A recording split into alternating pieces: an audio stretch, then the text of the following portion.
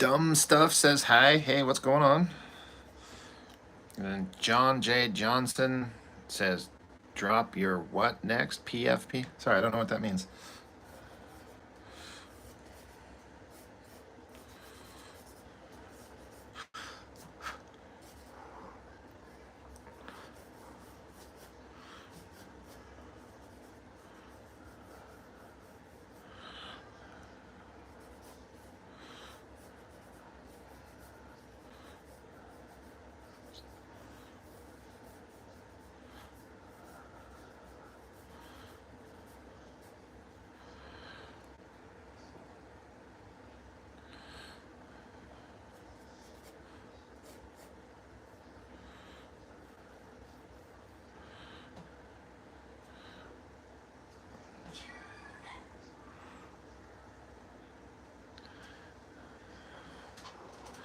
Ah, it means his profile picture. Oh, I don't know this this lingo from these kids.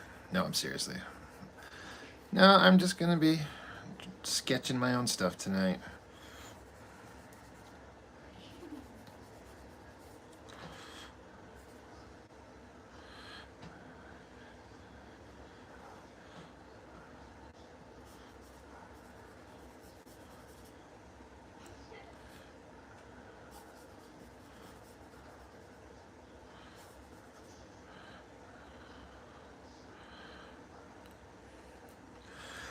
I was working on some comic pages. I was working on this, and I need to take a break. And so when I like to take a break from doing this stuff, I like to bust out some reference and draw like this. So just to do something different and just just had to get away from the comic pages for a minute.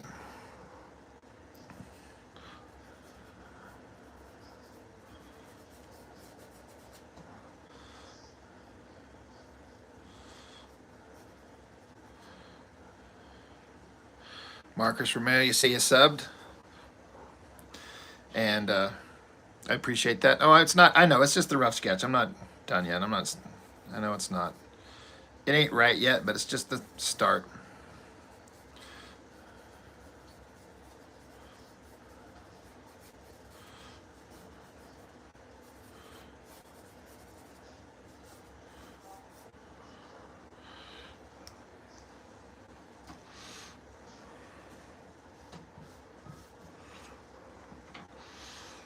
What is roast rith? Roast rith?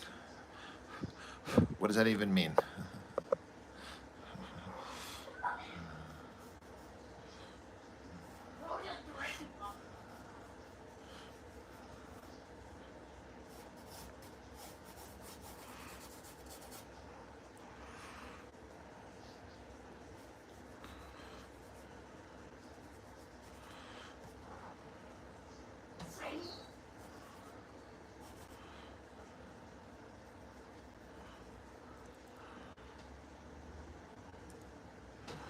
Let's see.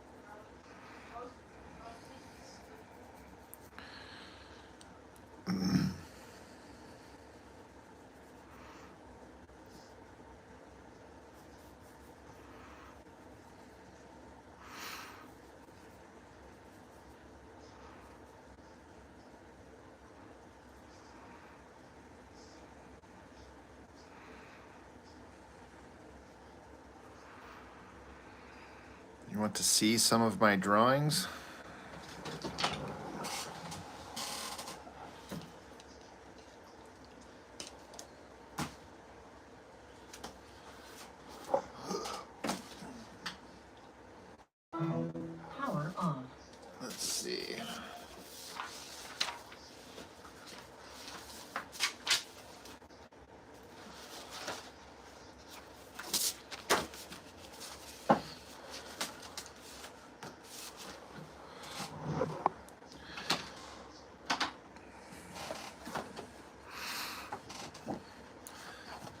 This one I did.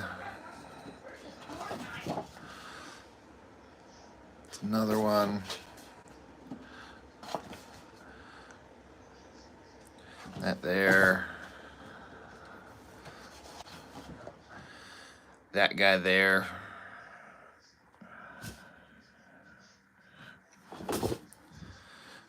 It's just kind of a rough sketch there. That's just nothing there. There's a creepy face that I did.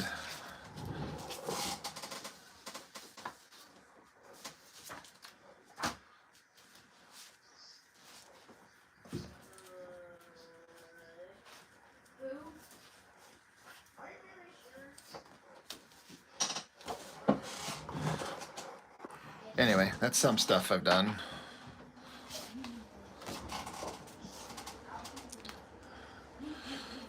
Thanks, Marcus.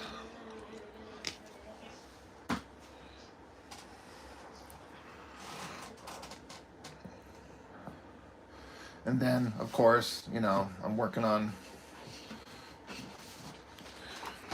comic pages.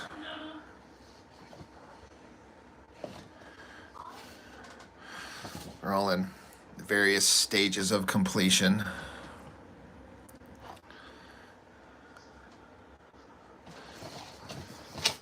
So that's that stuff.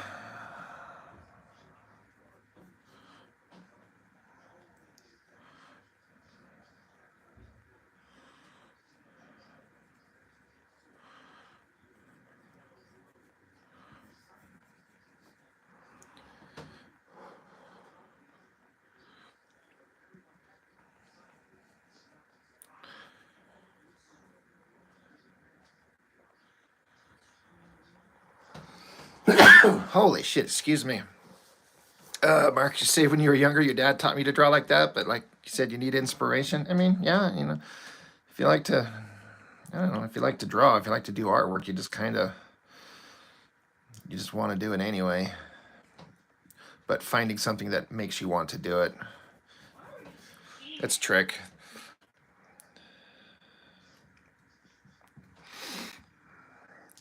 Mooper Son, you didn't follow comics news, so my post about it was the first you heard of it. Yeah, man, it's been going on a couple of days, and it's honestly, it kind of makes me sad. I think it just the whole thing sucks, and I kind of feel bad for everybody involved. Although some of those people have kind of dug their own hole, but just it sucks.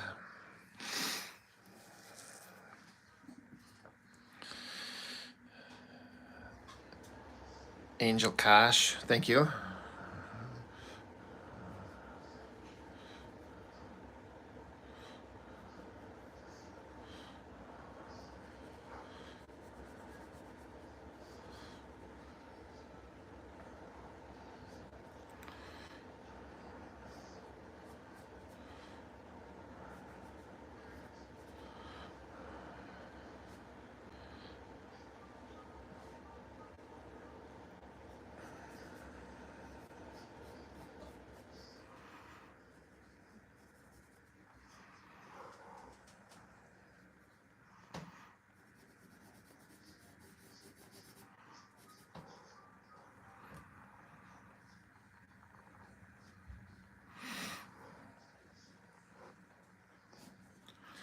Marcus, you sound like the fifth streamer to notice you. Do you mean like you go on and you say something and then people don't acknowledge your comment? I mean, I get it.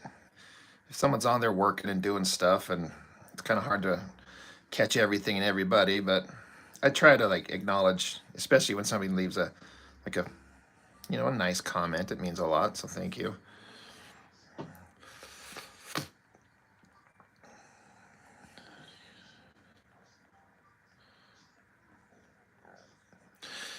Angel Kosh says, "Do you just watch women at the street and then draw them at home?" No, I you go to social media because there's plenty of girls who will post images of themselves, and it just kind of depends on what you find attractive or interesting. I ain't interested in drawing like disgusting porn shit, but I like drawing beautiful female figures. I mean, I'm a guy. I am alive. I am breathing. But just go search in the internet for. Just be on Instagram for 5 seconds. You'll find something. Clock with the Glock. It's been a long time, man. What is up?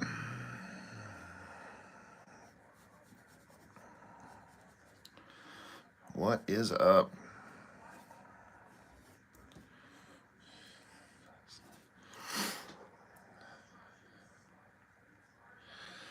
Dumb stuff. You say you love drawing, but always end up feeling discouraged and don't touch a pencil for weeks or months.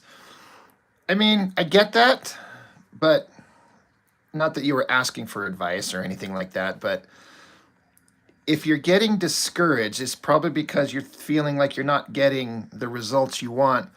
But if you let your discouragement defeat you and you never pick up the pencil again for months, you're never going to get better.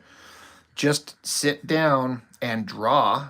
I mean, if you love it, if you like to do it, sit down and draw. And then just don't be so precious with it. Just be kind of loose and quick and just let it happen. Just be sketchy and then just keep working at it. And then you'll eventually get to the point where you start producing something where you're like, okay, I'm kind of getting there. And don't get me wrong, I get the point of discouragement. I do, where you're like, this is not becoming what I wanted at all. But like I was saying, if you stop, if you surrender, and you never keep going, you'll never get any better. So it depends on if you really like to do it. Then you just got to sit down and just keep working it. You'll get there.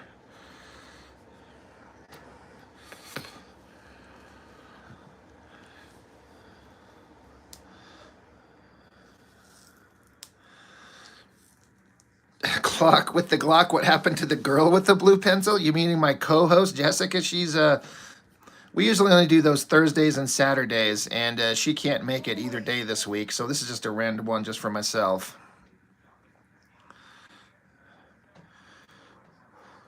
She's not always here, though it is more interesting when she is.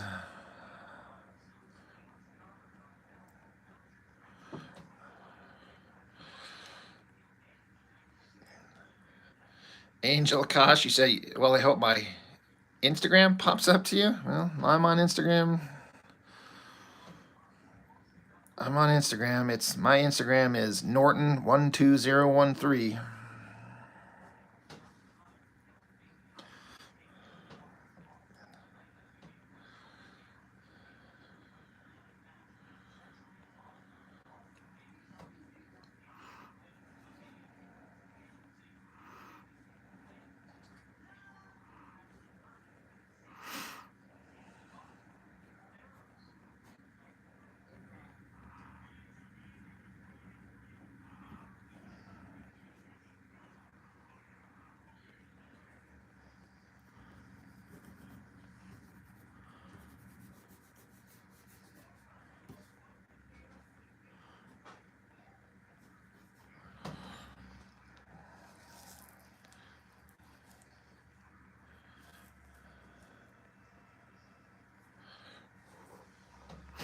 Yeah, if that's what you're talking about, Jessica is the if you're talking about who always is on here with me often that is drawing with the blue pencil. If you're talking about my drawing right here, this is just someone else. This is something else entirely.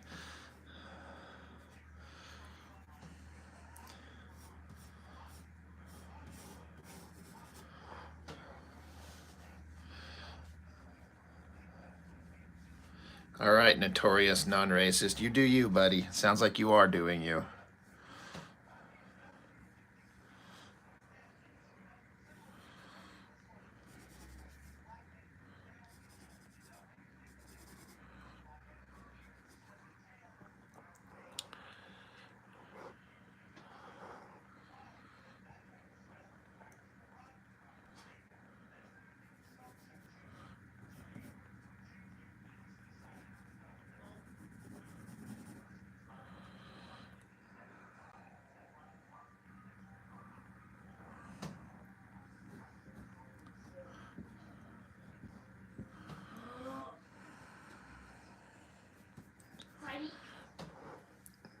Marcus Romero, you say, can you teach me? I mean, I don't know. How could I teach you? I do have a YouTube channel, obviously, There are a couple of videos where I talk about art process, and I have a lot of live streams up that I do with one of my best friends, Jessica, and we talk about art process often, but that's usually buried in between conversations of everything else. But honestly, it's just like I said, just kind of sit down and just sketch, just draw, just practice.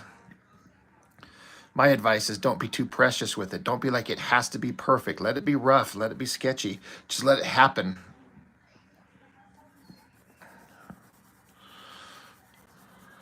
And then you'll figure it out.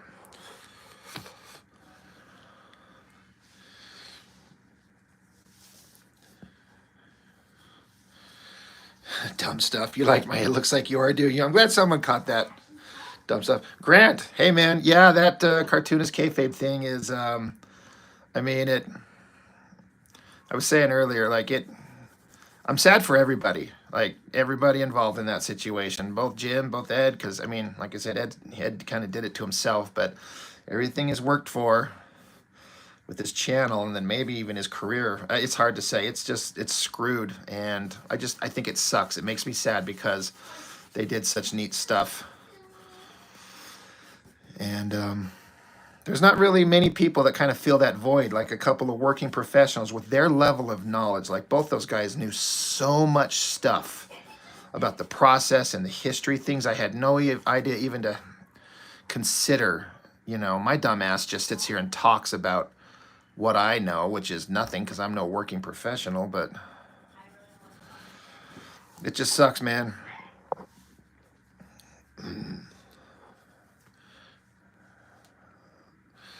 iPad Pro with the pen is the way to go? Oh, hell no, brother. I am traditional art all the way, and I always will be. Don't get me wrong, I understand and appreciate the advantages of digital, but my point is like you do it digital, you don't have an original. You don't have a piece of physical thing to hold. You got a file on a computer that could be lost forever if somebody, like, if your machine crashes. I mean, I know you can back things up. I get it. I like having original artwork, and I'm always going to be old school with this.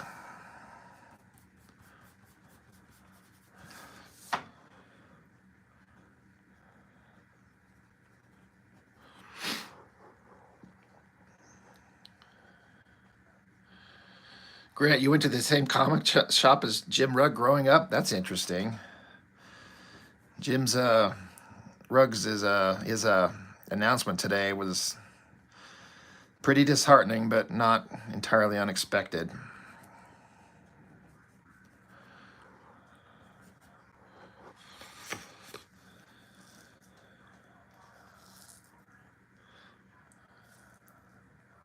Marcus, traditional is the only way. I mean, like I was saying, I understand the advantages of digital, especially if you want to do comics like I do, and you can do full production, pencil, inks, colors, lettering, everything, export it quickly. Like you've got all the advantages, but I just prefer having a physical paper and something to show for it. And that's just me.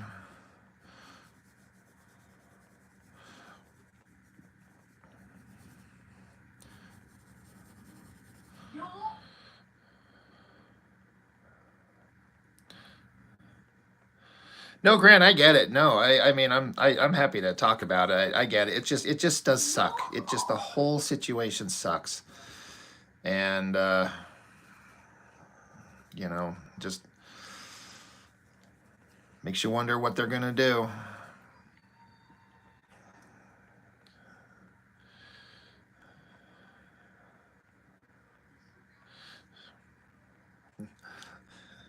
Well, Jessica won't be on this one, Clock.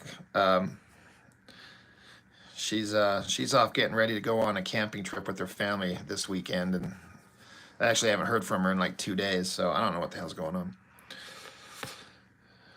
Grant, yes, you should mention Rob will be on your draw stream on Monday. So yeah, Grant, can you send me like I did I did I find your YouTube page? I want to shout it out and link it to on my page so my viewers will know to, you know, send some eyes that direction.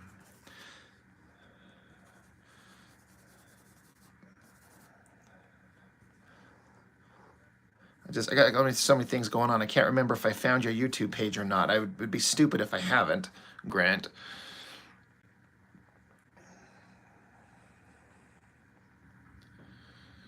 James Windsor Smith, you said you use digital because you had a stroke and need all the help you can get. I mean, that's rough. That's a perfect example of a situation where, you know, I would do whatever I needed to do to make my art work if I had something that made it difficult.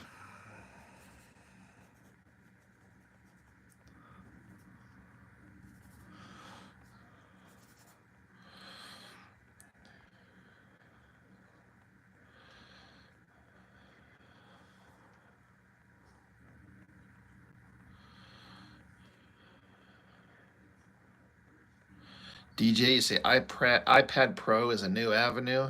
Instant review, commentary, instant reaction, a portrait of what's going could mean big bucks for sensationalist news and magazines. All right, sure.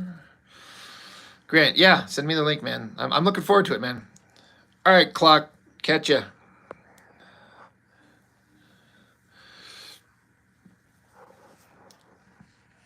Mooperson, you enjoyed our discussion about Shogun the other day. Yeah, we were having a lot of fun. It's kind of fun to catch a really good show that's doing really well and be able to kind of discuss it. Because I watch so little new stuff anymore.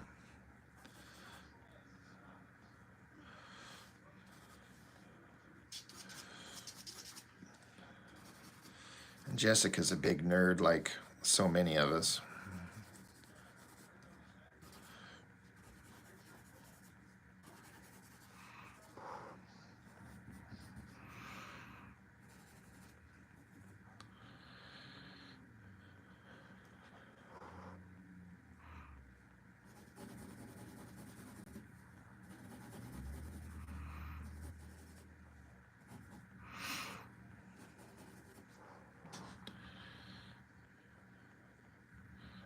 Should draw Cable next. He's the best. He's the best what? Best character? I don't even know anything about Cable anymore. I don't even know. Like, I think about these X-Men characters and how I used to follow them so closely back in the day, and now I don't even know where the hell they've taken these characters, but sometimes I don't know if I want to know because they end up doing so many stupid, goofy things with them. It's like I don't know where they've taken these stupid characters and how much they've ruined them.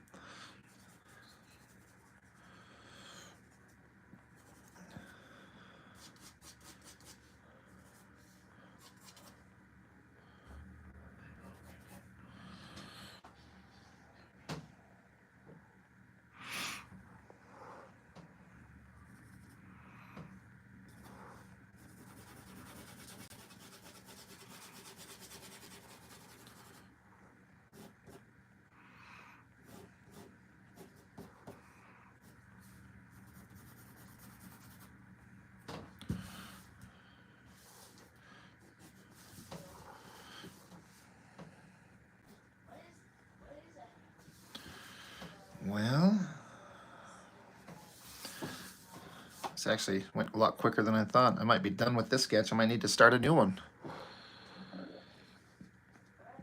Just pretend it's the 90s, easy. I was going to start another sketch of like a half-naked girl, but you want me to draw Cable. So maybe I will.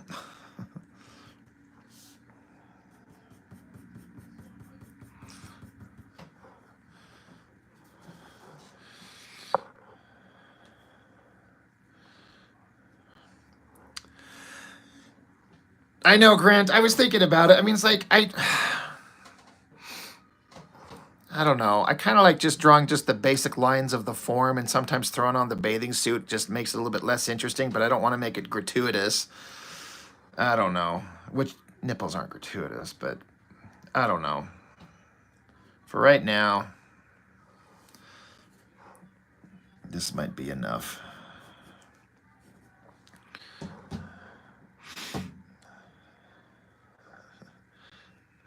I'm only halfway through the third episode. I keep getting distracted. I'm gonna try and finish it tonight, but I've been enjoying it a lot more than I thought that I would. The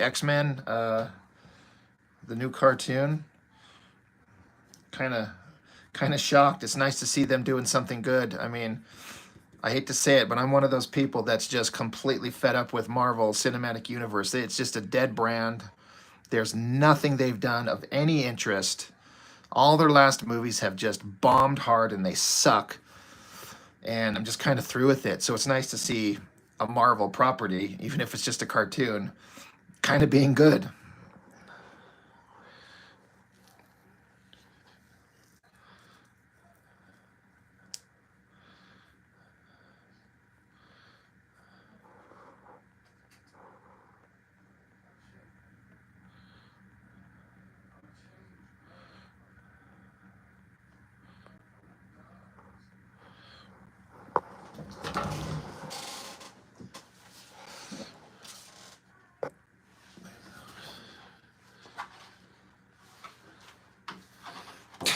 Mark Riddell, Ant-Man 3 with Spy Kids special effects. You know what? I've mentioned it on our live streams with Jessica, but I got about, I don't know, a third of the way into it, maybe half at most, and I was like, this sucks, and I shut it off, thinking, well, maybe I'll get back to it because I want to know what's going on with Kang and the whole thing, and you know what? I ain't never going to finish it. I have no interest of finishing fucking Ant-Man 3. And what sucks is I liked the first one a lot, and the second one was kind of all right, but they just dropped the ball. All right, DJ, thanks for stopping in. All right, somebody wants me to try Cable. I don't usually take requests, by the way, because I'm usually only interested in drawing what the hell I want to do. But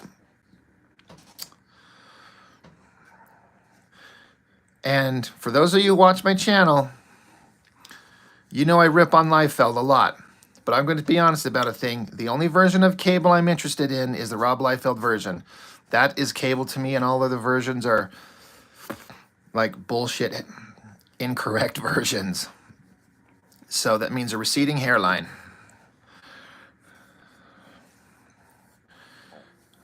Let's start with our basic muscular superhero skeletal structure.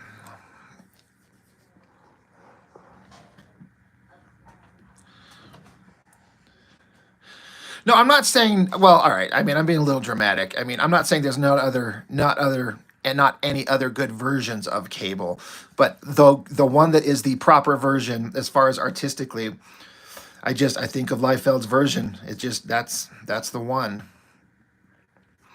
And John Romita Jr.'s is really good.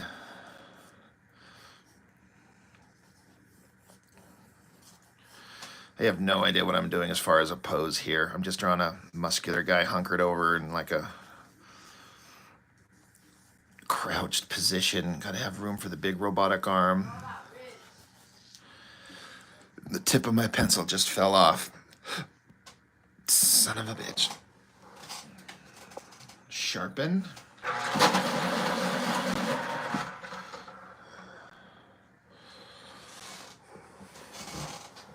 Glue, you're 100% right there. You respect Liefeld. He sucks in a lot of ways. He doesn't give up. That's true.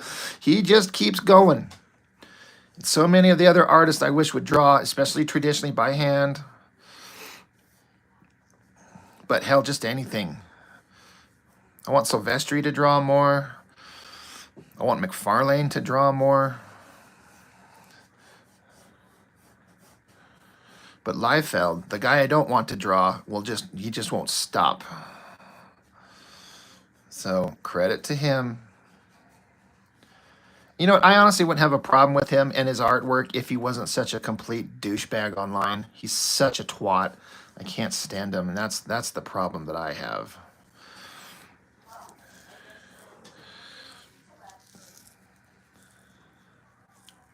Yeah, the Batman Joker Silvestri did was good. I'm just kind of pissed at it because my comic shop only got me, I had it on hold, and they would only get me every other issue. I'd get one, and then I'd go in for the most current one, and they're like, yeah, we didn't drop it into your box. We don't have it for you. Sorry, can't help you. Go in the next week or the next month. Yep, here it is. And then the month after that, nope, we didn't put it in your box. Sorry, don't have it. Can't help you. Man, you could... Ugh. so I didn't get to experience it. I've only got half the story.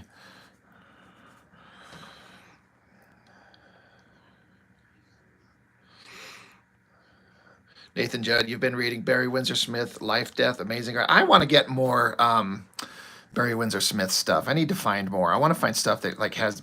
I want to see his black and white stuff. That kind of interests me the most. Yeah, it's Mark. It's tough for me. You say it's tough for me to care about image guys drawing DC stuff. That's me. I love Jim Lee. Like I like his stuff, but I do not care. Like I like Superman. I like Batman, but I don't buy their comics. I just don't care. And so I don't care if it says Jim Lee's drawing Batman again. I'm like, I don't care.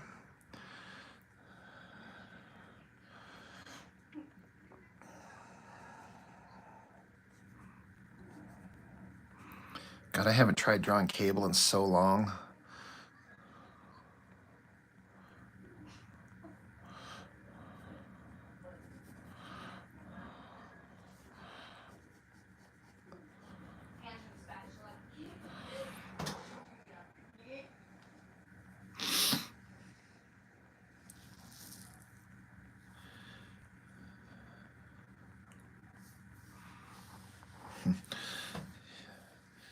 Yeah, I never liked any of the Valiant stuff that he did, Grant. I really don't. It's because it seems to me I haven't seen everything he did at Valiant, but it seems like everything he did there, or maybe not everything, but everything I've seen, like he doesn't care. Like he was checked out and didn't care. You can tell when he's drawing something he gives a shit about. Like when he's drawing Marvels, or sorry, when he's drawing, like, God damn it, tip of my pencil broke again. When he's drawing like stuff for Image Comics, seems like most of the time he didn't care. But when he's drawing something that you know he's into, it really shows.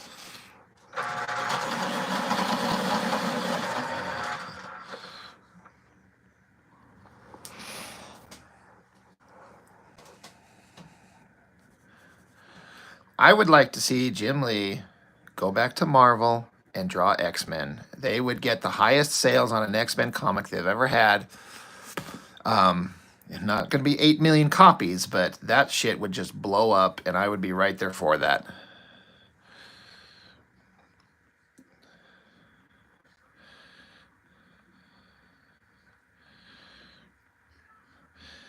Glue asked if I like Garth Ennis. I haven't read a lot of his stuff. I've read some of it, and some of it's okay. I'm neither super positive or super negative on it.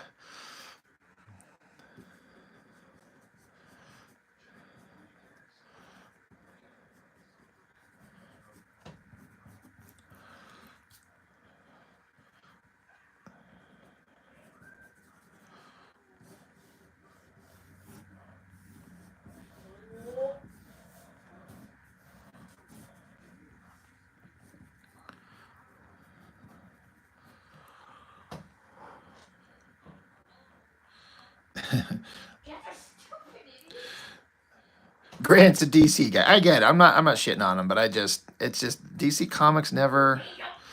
It depends on the creative team in the story. I've picked up some DC books. I'm like, this is good stuff, but just in general, it was never something that just captured my imagination. But I will line up to go see a Batman movie. You bet your ass.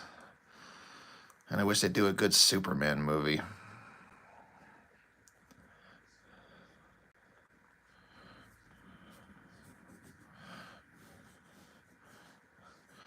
I'm trying to remember all the nonsensical bullshit Liefeld would put on Cable in his original design.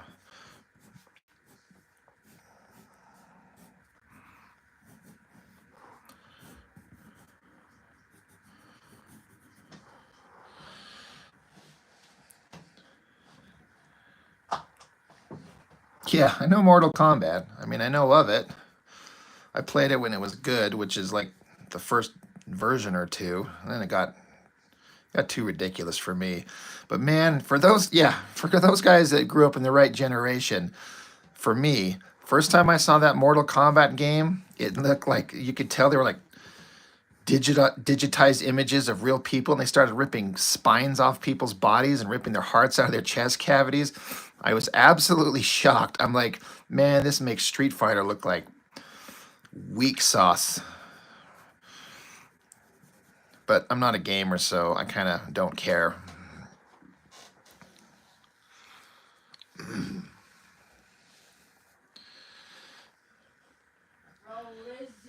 Yeah, Mark, the first Mortal Kombat is corny but charming. 100%. I had such a fun time seeing that. I could still watch it, and it's silly, but it's fun. Somehow it just works. Um,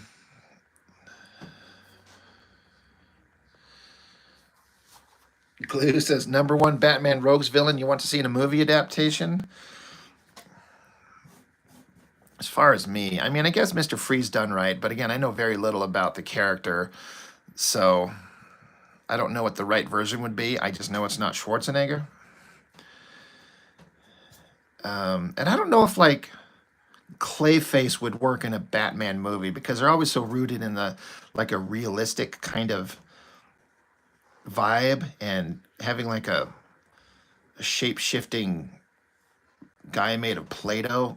I don't know. I don't know if that would work, but that would be an interesting thing for them to try.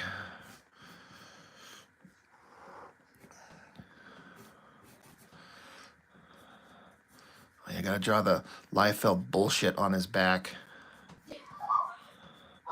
And then just shapes sticking off his back.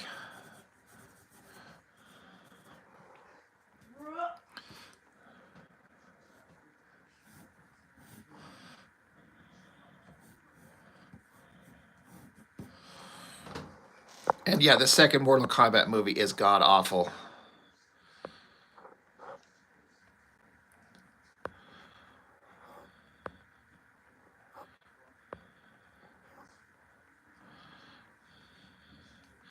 Oh yeah, the Mad Hatter would be interesting. That could be like a very interesting, like dramatic, like what's the word I'm trying to think of? Like a psychological villain, which a lot of them are. I mean, you got Riddler and things like that, but that would be a really creepy thing done right.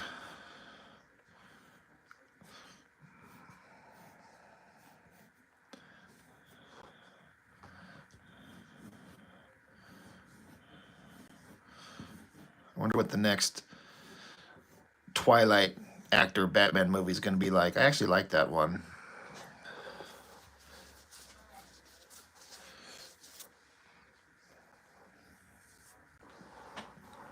Yeah, I feel like Joker's been overdone. I really I like the character, but there's been so many versions of him. Like, what's this Joaquin Phoenix musical with Lady Gaga? What the hell is that even going to be about? Like, I liked the last Joker with Joaquin, and I saw it once in the theater, and I liked it. But I haven't really had any desire to revisit it. I haven't been like, oh, I can't wait to see that again.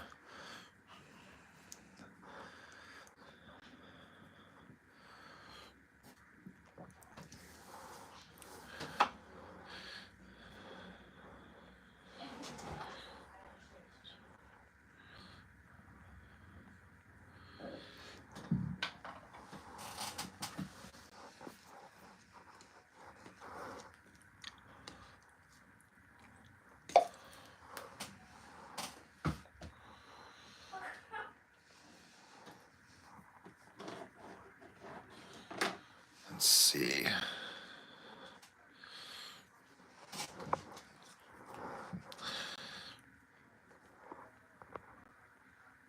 Marcus asking, what's my favorite character in Mortal Kombat? I mean, I don't know. You're very interested in Mortal Kombat. Again, I don't care. My only thing about Mortal Kombat, where there's anything with the character, is just that first movie, and because I don't play the games, I don't give a shit about the games, and there's not really any characterization in a stand-up fighting game.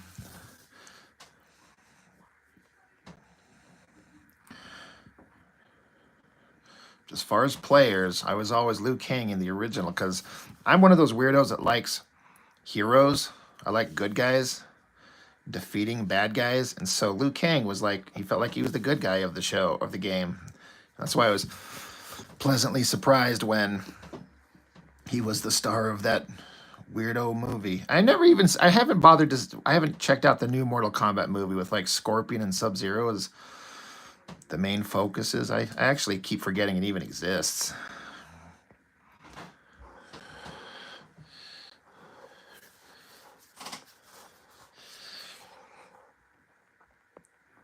Fatal J brother, what is up, man? You say you inspired me to pick up the pencil again, improve my craft. You talking about me, man? It's humbling to hear anybody say that. I've heard a couple people say they've watched my channel and it's kind of inspired them to pick up drawing again, and I can't think of anything more, complimentary or humbling. Fada, what are my thoughts on the kayfabe channel? We were discussing that briefly a little bit earlier, and I was just saying I think it sucks. I think the whole thing sucks. I think it sucks that the whole channel is going to die now, as it was, and I'm one of those guys that's going to say a weird thing, but I kind of feel bad for Piscor. I mean, he built a huge ass thing, and he blew it. It's all gone. It's all going to be done. It's his own fault. And I feel bad for Jim Rugg. Yeah, I saw Rugg put up a statement. Yeah, I saw that 30 minutes after he did, and I shared it on my YouTube channel as a post. And I think it just sucks, man. It just...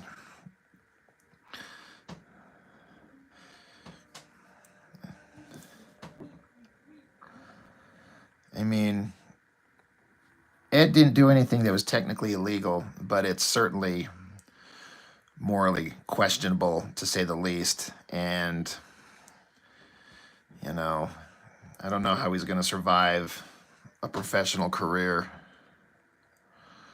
Poor Jim Rugg is just stuck, with his name attached to it. So I don't know what else he could do besides separate from it.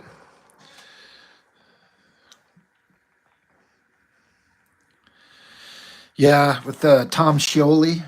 I mean, I think that would be the best case scenario, but I think the kayfabe name might be something that Piscor came up with, and it might be tainted at this point, so they'd have to restart. But they were almost at 100,000 subscribers. They were really going for it, and that takes a long ass time to get to there. They've been doing it for what, 5-6 years to get to that point, and just to start over. I don't know. I'd be so mad. Yeah, Grant, I saw that. They went to his house and his dad was pretty pissed off, and of course he's sticking up for his son, I get it. But like I was saying to somebody else, like, what does Ed do? It's either he completely denies it because it's not true, if in his mind it's not what actually happened, so he starts fighting it to defend his name, but people aren't going to believe him, and it'll just make things look worse. Or he straight up admits to it, which is probably the only safe thing to do, but then it's admitting it. But if he doesn't believe it, if he just apologizes even though he doesn't believe it, then he's admitting defeat. And I don't think Piscor's one to admit defeat, but then if he admits to it, I think that's his only way out, is to say, I did this, I need to get better, I need to learn, I need to reflect, I need to reevaluate my life. But then that's admitting it, and I don't know. I don't know what he does. I don't know what the way forward would be. I'm glad it's not me. That's all I can say.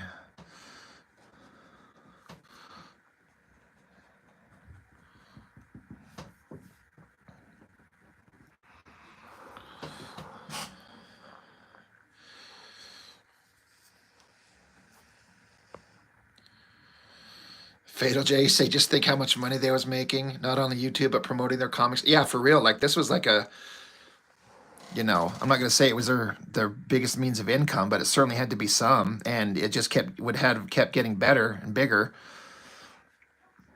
And, I mean, the channel's still up, so I'm sure it's still monetized and making something. But if it's going to go down the shitter, then that's just going to dry up.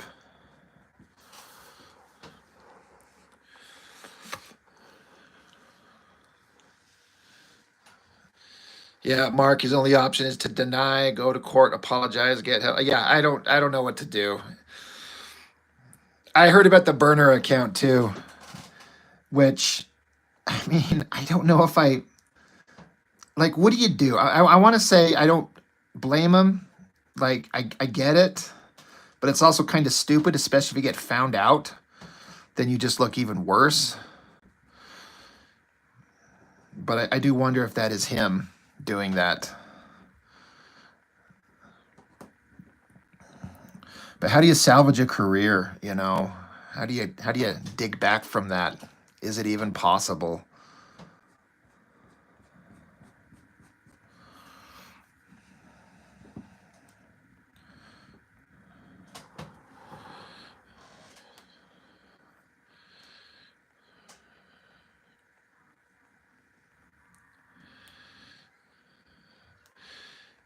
Yeah, Fatal J. I mean, I think that's unfortunately a reality. You got to be careful who you speak to, and in this world where people will cancel your ass, but don't be a 40-year-old man saying shit like that to a 17-year-old girl. Like, come on. Like, you can't be that dumb. That's where I'm like, you did it to yourself, buddy. All right, Grant. I'll check you later, man. We'll get together. Jay, there's no charges being pressed because nothing illegal happened. Nothing illegal happened. I mean, I'm not justifying anything, but from what I understand in that state, the age of consent is 16, and so nothing illegal happened. It's just kind of immoral and gross. So if you're talking about the person accusing Ed, I wondered if like Ed would bring legal action against a person himself, but that would just unless he's 100% innocent and he's going to defend his name, I think it would be a dumb move.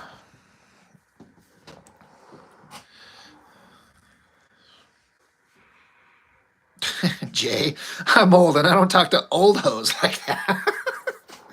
That's sound advice, honestly, brother. That's just good advice. Just don't, just. The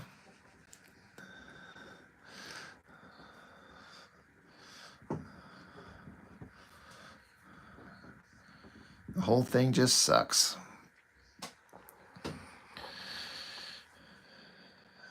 Fatal Jace, it happened to Dave Sim. He had one of the biggest indie books, but when he got caught grooming that girl, I actually don't know about that. Like, I didn't. I know Dave Sims had some questionable things, but I didn't know. I don't know what the story is, so I actually don't know about that. I should go look that up. That's new. That's kind of news to me. But yeah, that'll ruin your career.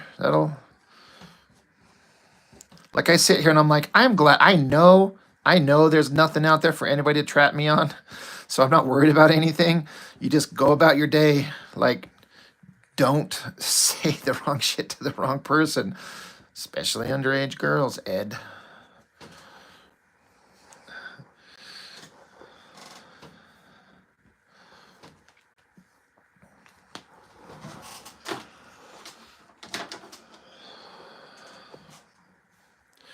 Dave Sim was a Cerebus, right, guys? Which was like famous for doing 300 issues of like an independent publisher, the same writer artist, which is a major milestone. Then you end up tainting your work by being a weirdo.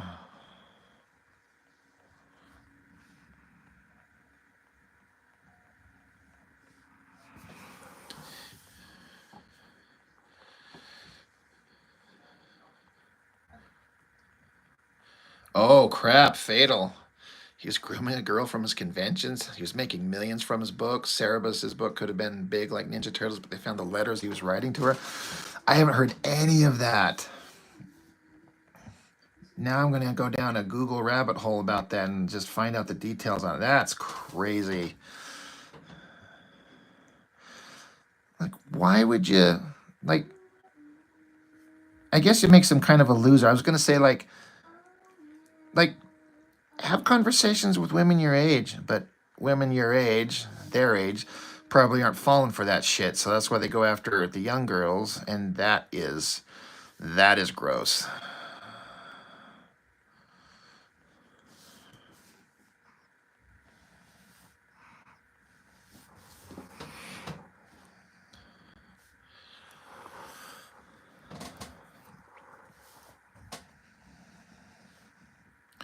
You know what I'm interested to hear? Interested to hear Rob Liefeld weigh in on this because they were homies. I wonder if he's going to be like, you know what? Fuck that guy. I'm done talking to him or about him ever. Because Liefeld was a big fan of the kayfabe guys, and they were a big fan of his. They would suck him off any opportunity they could get.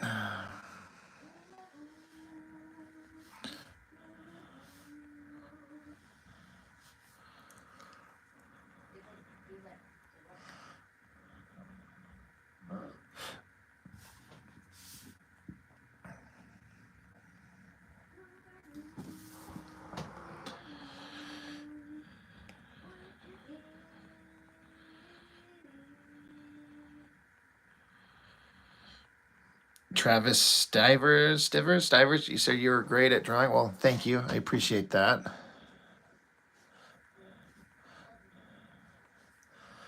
It's kind of a quick sketch.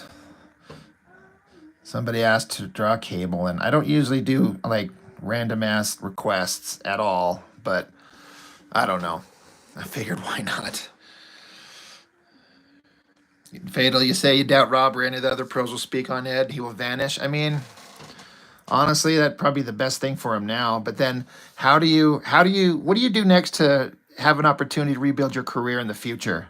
I think like some people are saying, the only thing you can do is like admit to it and say that you're going to work on yourself and maybe come back later a better man so you can at least potentially do something in the future. But yeah, I don't know what you do.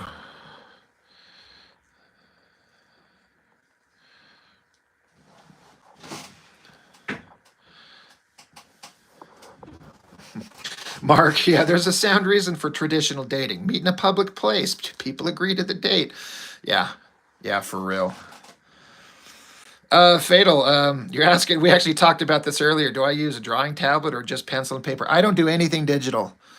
And like I was saying, I was talking to some others. I understand the advantages and the reason people do digital, but I just love physical art. And that's what I do, and that's all I do. I'm not gonna. I have no interest in going to get an iPad or something like that and learning that. Even though I understand the advantages, I do get it. I'm not saying there aren't any. There are a ton, but I like to draw on paper. I like to have something physical to hold, not just a woman. All right, who asked me to do this? Nathan, was that you? I don't know if you're still here. I think I'm taking this cable sketch as far as I'm going to tonight. Because any more as this gets into like getting in the weeds on details. Yeah, I just like paper, man. Fatal J. Yeah, I'm like, I'd rather just draw on paper. I like having, I've said this before too, where I like the idea of having something to leave for my kids, you know, like physical paper. I like the idea of them sitting down one day when I'm old and gone and going through stacks of daddy's old drawings and just wondering, what was this? Why was he doing this? What was this for? You know, I would die if I had something like that from my dad. Because my dad and my mom used to be artists. They used to draw. And they'd talk about all the shit they would do all the time. I'm like, well, where's all these drawings? They're like, oh, we threw them in the garbage. I'm like, I'm going to fucking punch you guys in the face. Do you realize your children would maybe want this stuff? They're like, no, we didn't think about that. We're stupid. I'm like, I mean, kinda. All right, where's my blue pencil? I'm gonna go back to drawing. I mean, I finished this one, but I'm gonna continue on with my next one.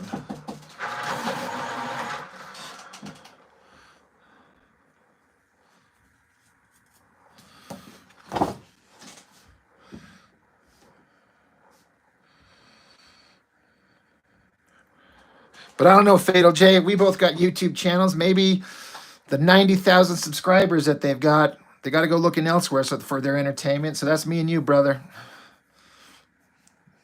You talk pop culture stuff, and I'm comics.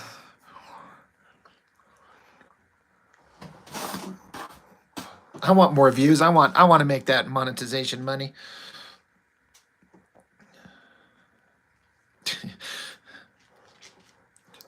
I mean, don't get me wrong, Angel. Angel Cash. I mean, I love my parents to death, but I'm like, I remember drawings that they did as a kid, and I'm like, whatever happened to that drawing? You remember that one that was on the wall of that house we lived in 3.5 decades ago? I'm like, oh yeah, I don't know. I threw in the garbage. I'm like, oh, Mom, Dad, you guys are, I love you, but you guys are just a bunch of numbnuts.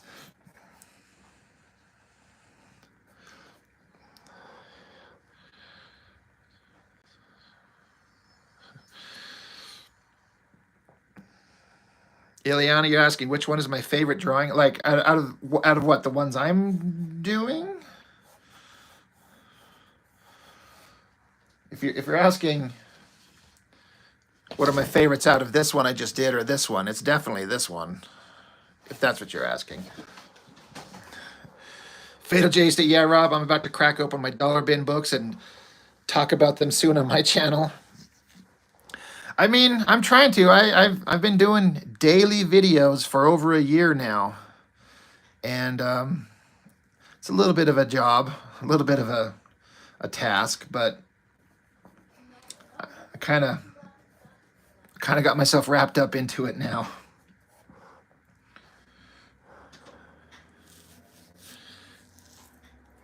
My favorite is Badrock. Yeah. Badrock, the most interesting character. I have a take on Badrock, though. I keep thinking of doing like a fan fiction book on Badrock. A kid that was turned into a giant rock monster and stuck with the superhero team and sent into battle. And how fucked up it screws him up. How bad it makes him. And he turns into kind of like a mentally, it's like psychotic kind of monster, because that's what would happen.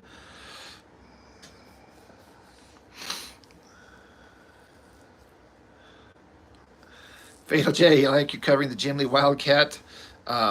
Wildcat wrong? Maybe the wrong time. The art is great, but the stories were dry. All the first Image books look good, but had terrible stories. Yeah, I loved Wildcat's Run. Yeah, I gotcha. Yeah, right. Yeah, I make no bones about it. Savage Dragon was far and away my favorite Image comics.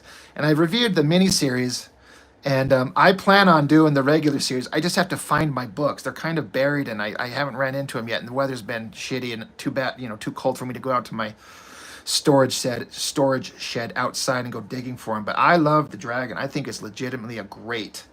It's the best Image comic by far, with the most consistent storyline. A guy who knew what he was doing. I loved it. I absolutely love it. I still collect it to this day, Fatal J. It's not a fraction as good as it used to be, and Larson's politics kind of bug me. But, and I keep flirting with dropping it, and I mention that all the time. Someone sane, man, what is up? Just doing a random one here.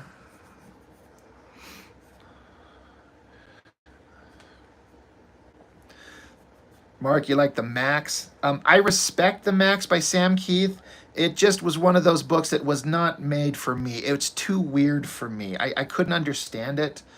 I'm like, I didn't understand it. Maybe it's weird for just the sake of being weird, which is fine. And I collected it for quite a while, but I'm like, I do not understand what is going on. And I had to give it up. It was pissing me off. I'm like, I don't understand what's going on here. It's too weird. But I respect the weird. I just don't like the weird.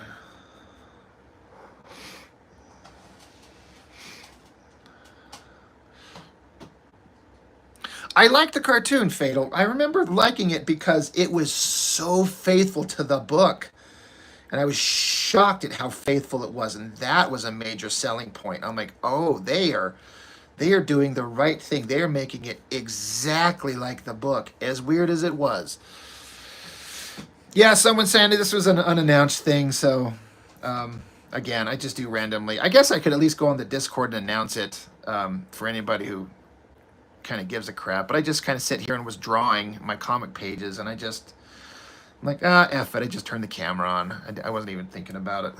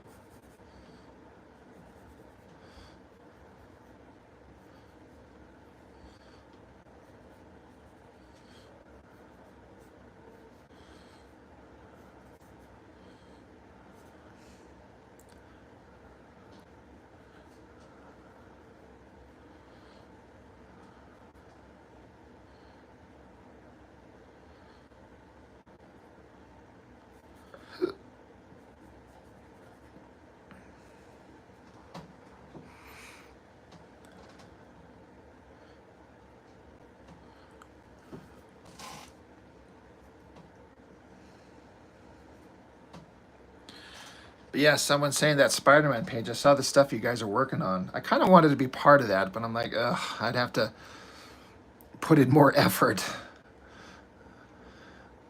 than I should be. I should be putting it in on my own artwork. Like I should be working on my comic pages. I was working on my comic pages, but I needed a break from them, so I want to just do some sketching.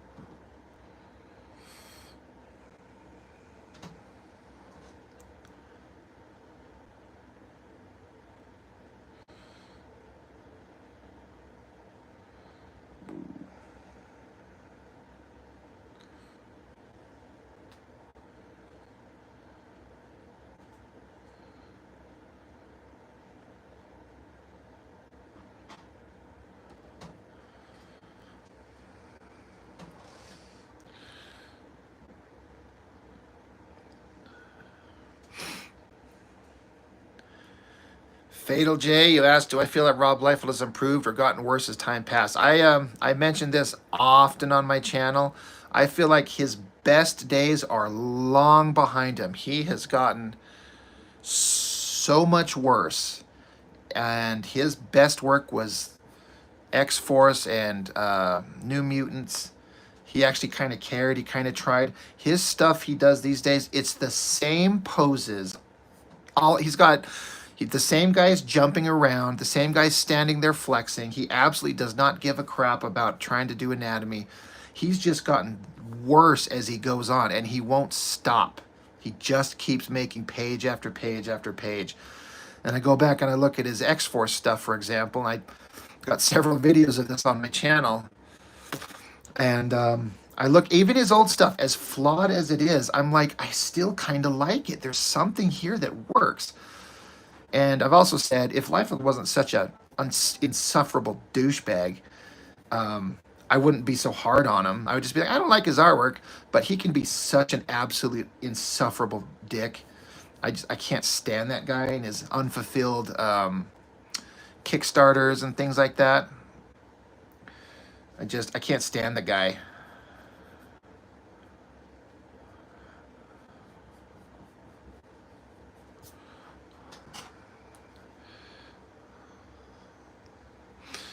Yeah, someone saying, you say, let's see. I hear you. I'm putting in tons of time into this thing, way more than would be viable for an actual comic run. I mean, it's all practice and all, you do it, you get better. But you guys are doing some really good stuff. And you're saying it's the first page you've done in so long. You want to see what you could do. I respect that, man. That's awesome. Dan Goodwin, what is up, man? Thank you again for joining me the other night. That was super fun.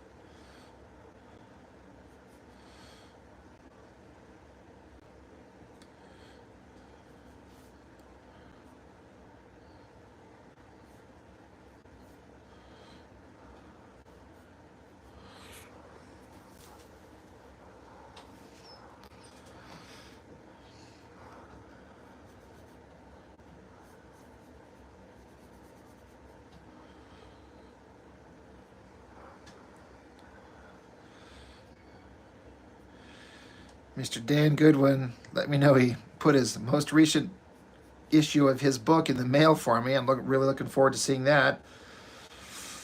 And that will, of course, get some spotlight on the channel, because of course it will.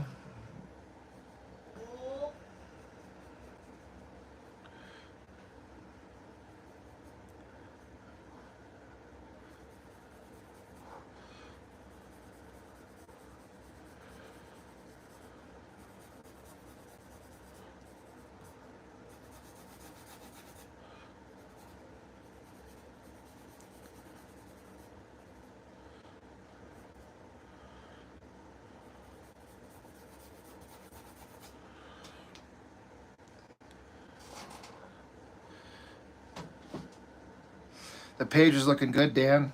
It was looking really slick.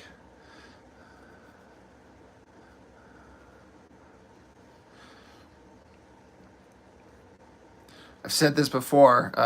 I keep hoping. I'm always hoping for like artist editions, where it's just like the black and white artwork, and that's not any disrespect meant to the colorist, because obviously she's really good. But I just like the black and white stuff.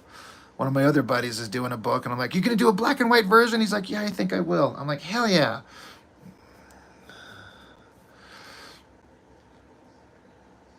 It's because I'm selfish, because I can only do black and white, and so I like to see everyone else's stuff in the black and white as well.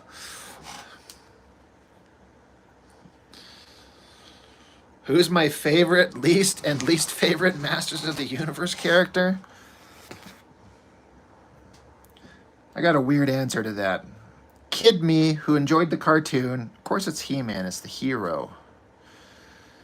But me, who's doing my own fan fiction and rewritten some of the characters to my own liking, I've kind of written Fisto and Trapjaw into characters I actually kind of like. I think I've given characterization to them that didn't exist in the cartoon that makes them infinitely more interesting to me. But that is kind of self-serving. I'm like, oh, I think the shit that I did is the best. But I guess if I'm not going to advocate for my work, who else will?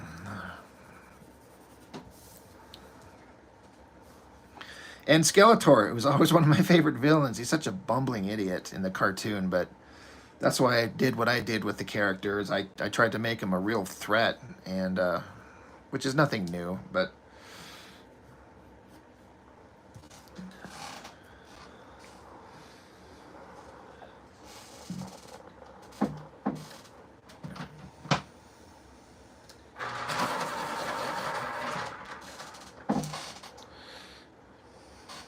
your least favorite, Dan, is Man-at-Arms. He was a little bit of a dry character with a big old mustache. He's a mustachioed guy.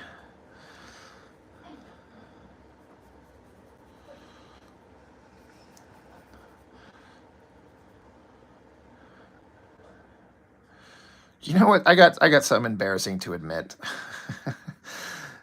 A couple years ago, when I was doing my He-Man fan comic, and I was trying to think of, I was looking for other comic variations of the characters, like comic that I could read.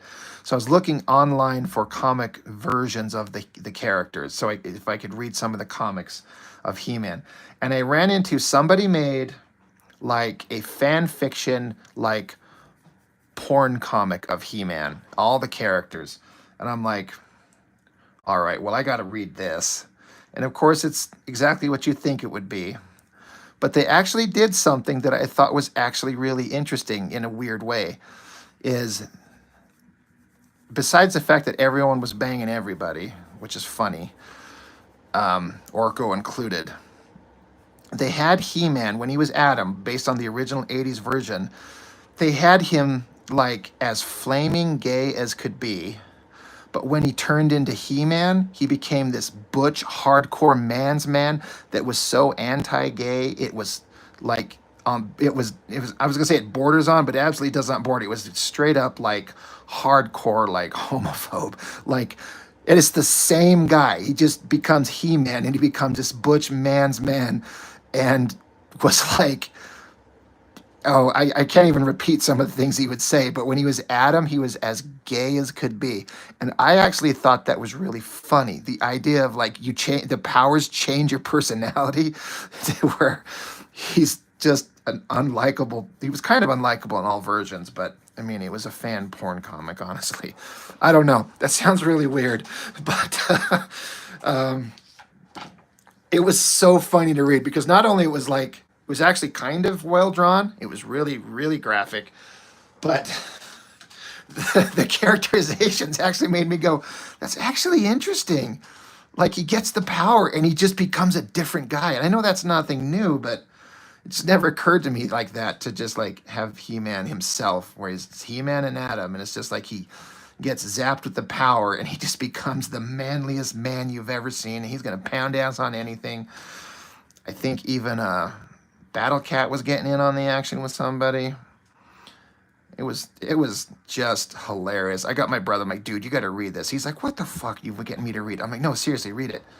And then he did. He's like, all right, that was actually kind of interesting. I'm like, right? Oh God.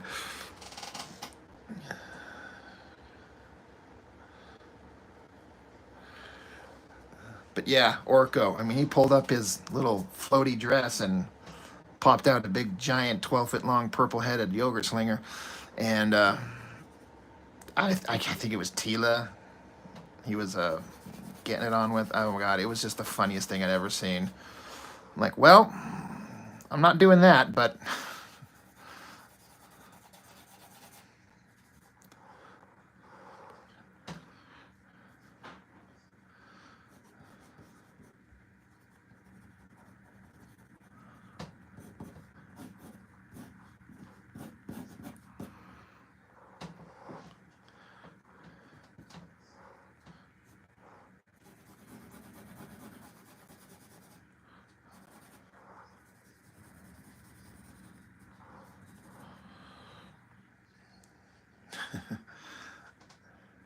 yeah, that's true. Fisto, it's kind of ridiculous. And there's a part of me that's why I kind of wanted to take on the character and make him kind of awesome. And he's kind of becoming the star of my fan comic. He's kind of, especially the way it wraps up. In a way, in a lot of the ways, the hero of the story is Fisto. And I think what I've got coming up is pretty damn interesting, I think. But that's why I don't say Fisto. I just say Fist. And I'm like, people like Fist of the North Star, so I can use the word fist. We'll just remove the O. And it'll work, right? I guess. We'll see.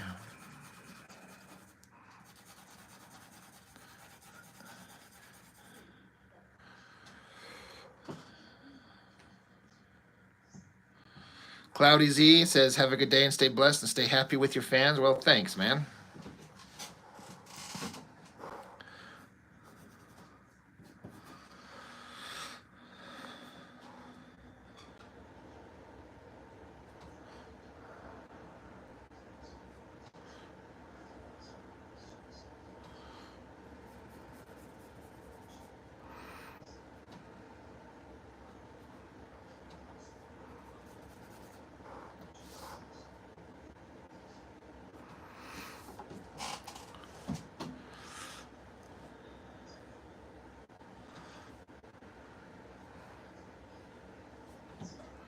But yeah, someone's saying if you're still there, man, even if we can't get to it this weekend, we got to work it out to where we can get you joining up on the channel. I'm not going to feel complete until I've had you, I've had Dan, so I got to have you and then Mark on the channel as on a live at least once.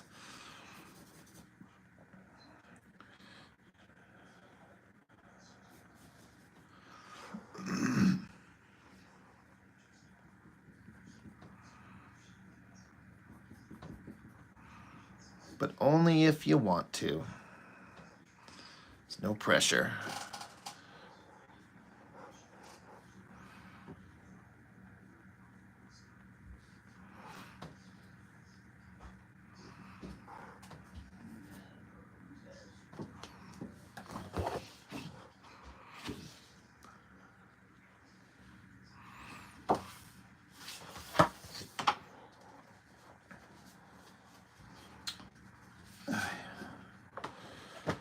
Trying to decide which one of these I did better on.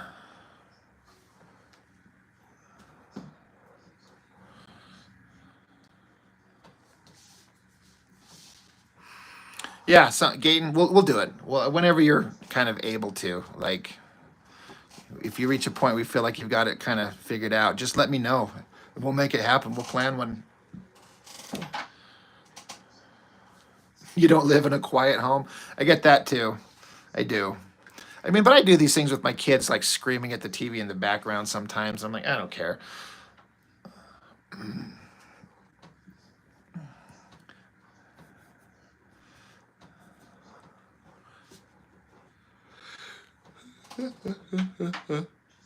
Yeah.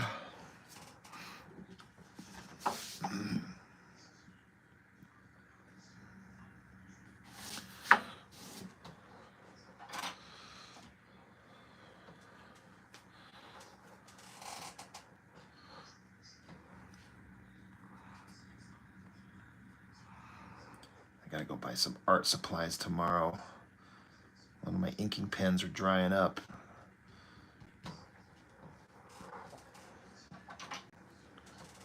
And I need to order more of these blue pencils.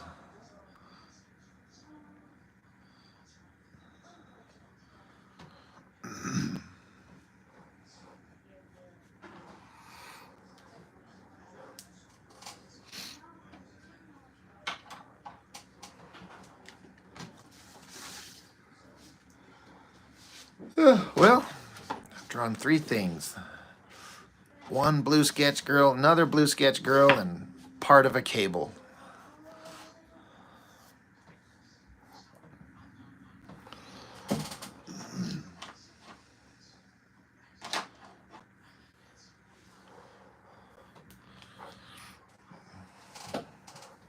Yeah, the phone holder's definitely I mean, you know, I'd hate to be like, hey, go spend money on a thing just to be on, you know, just to get an opportunity to be on the channel. So I hope you end up having like multiple uses for it, but it wasn't too expensive for me, and for what I'm doing, it was certainly a kind of necessary expense that I'm glad that I did. Yeah.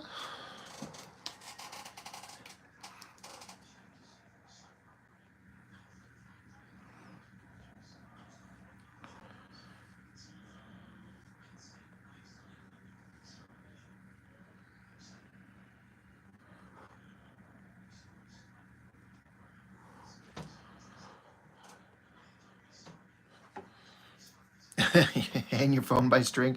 I've actually tried that before. In my old house when I was married, I had this whole elaborate setup to take. I literally had 2 loops of strings. They would hang around one end here and then the other end here on my phone, and I balanced it just right above my desk, and then I'd turn it on and then record myself and then do time lapses that way. And it wasn't great, but it worked for the moment.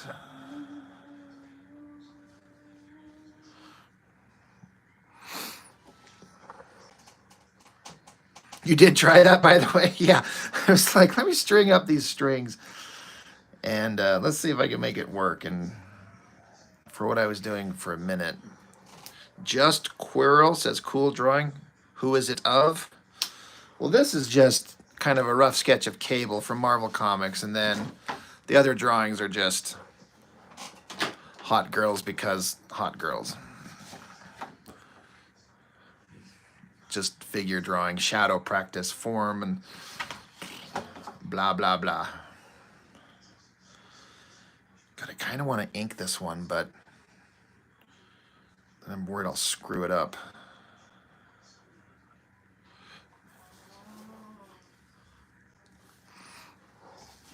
I should probably work on some of my comic pages. I was working on this guy and had to stop.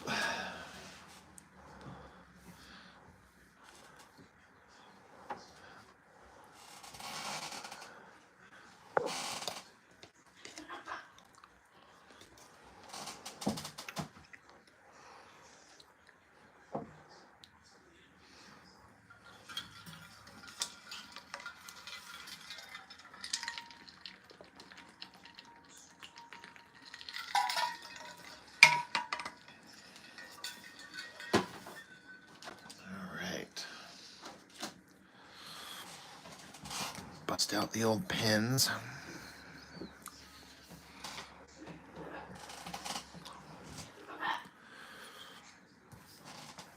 See if I can screw up these faces.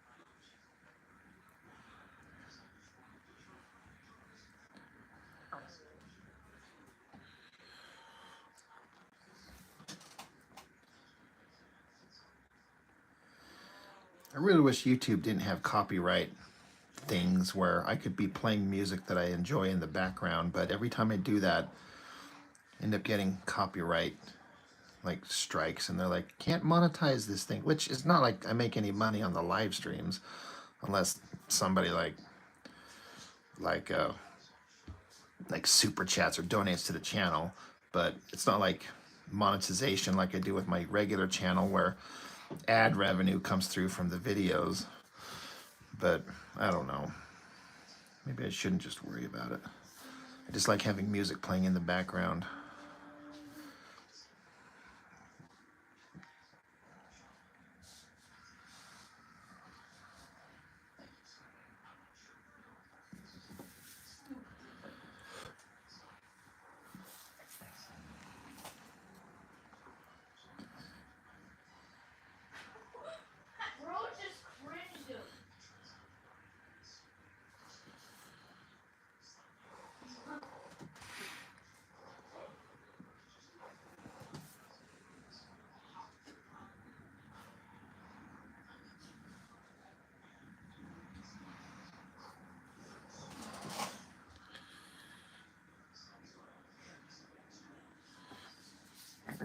Someone saying, just thinking you were close to done with this thing and realized you didn't add the webs to Spidey's costume in one of the panels yet.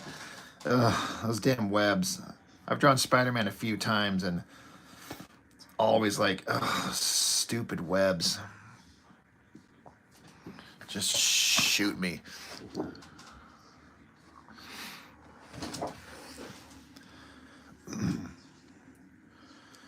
But it doesn't look right if it's not there, right?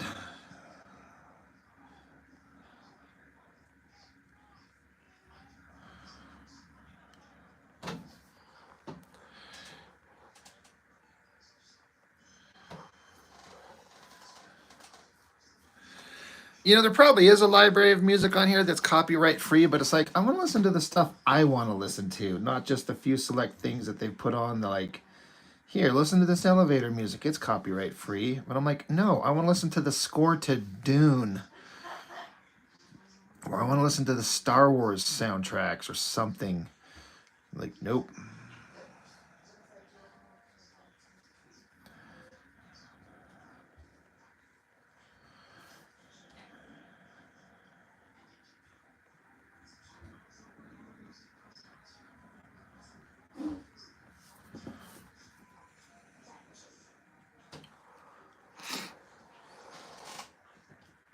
Yeah, you think it'd be for advertising to some musicians. Yeah. True, true, true.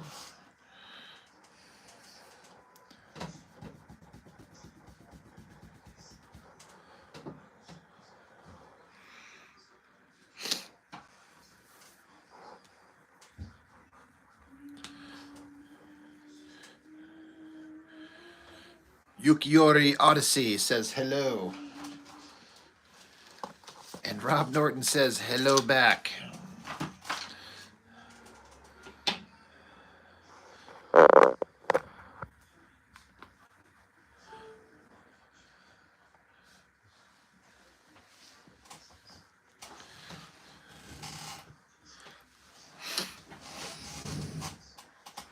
You know, someone's saying, I actually think some of the notifications I've got when I've had like a live stream up and they say like, hey, you can't monetize this.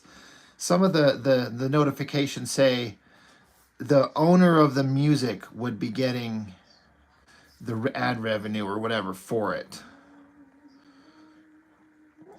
So I guess in that sense, maybe it is working that way. And again, it doesn't mean I can't do the video. It just means I can't have it monetized. But again, I don't make any money on the live streams. So maybe I shouldn't worry about it.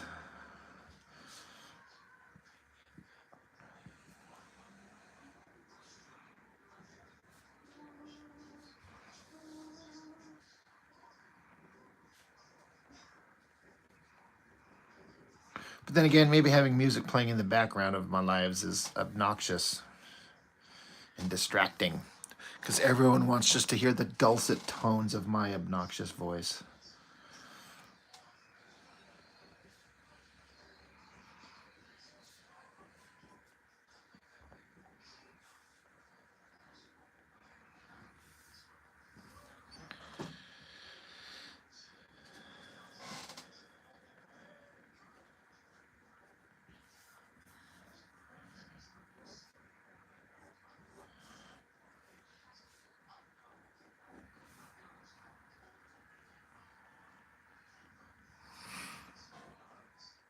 Mark Riddell. Let's rock. Yeah, that's right.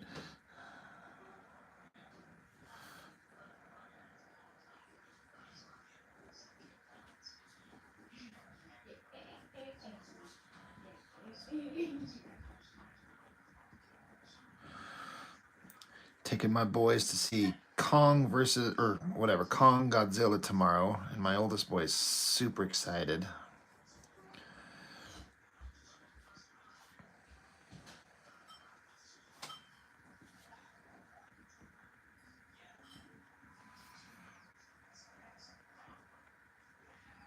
I hope it's good.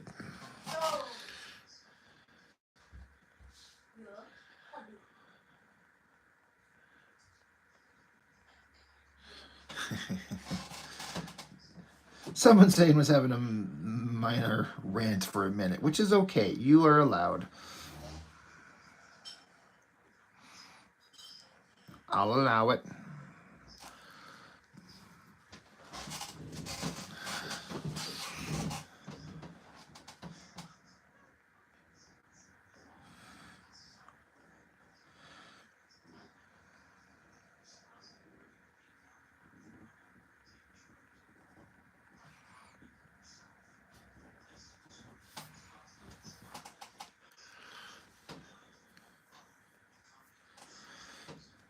I also have a promise to keep to my youngest son because his birthday was on Tuesday.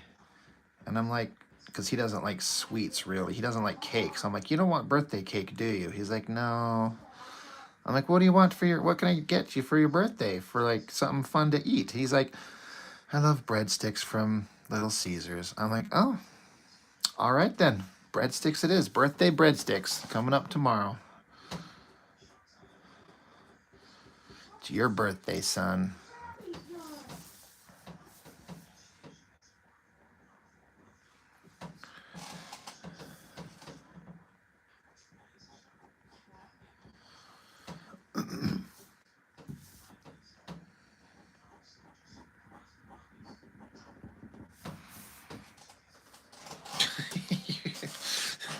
You're sorry, what? Which part? Yeah, my boy, my youngest boy, he doesn't like cake. He just likes breadsticks from Little Caesars. That's what he asked. So I'm like, all right. That's just not possible. I mean, my youngest boy, he likes some sweet stuff, but not a lot. He's not like a sugar junkie like his older brother is. But I like, do you want a cake? He's like, no. What do you want? Breadsticks. Okay. Cake is it, right? I mean, I know, right? I mean, when he gets older, maybe he'll figure that out. But as it stands, my little boy who just turned 9, he's like, no, no thanks. He's so hard to feed because he's so picky. And I'm worried that he's starving, but he just won't eat so many things.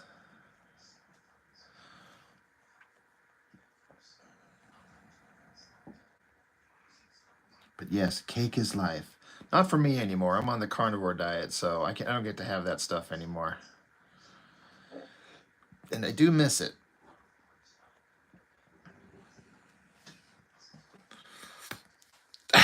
Dan doesn't like cake either. All right, see.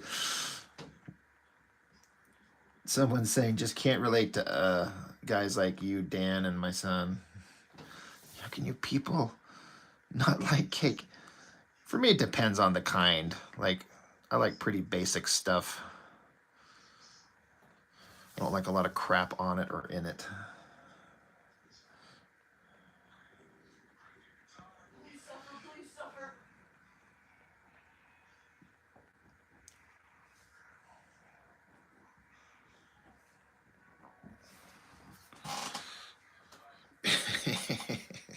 Caden's like, you people, I can't relate to you.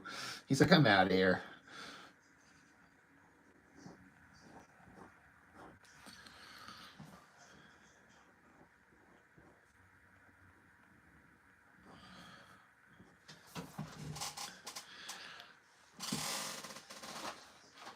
You think you had too many dry ones? Your mom couldn't bake? Oh, damn.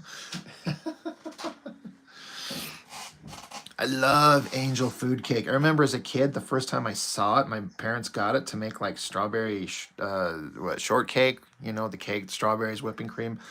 I'm like, what is this white cake? And my mom's like, here, try it.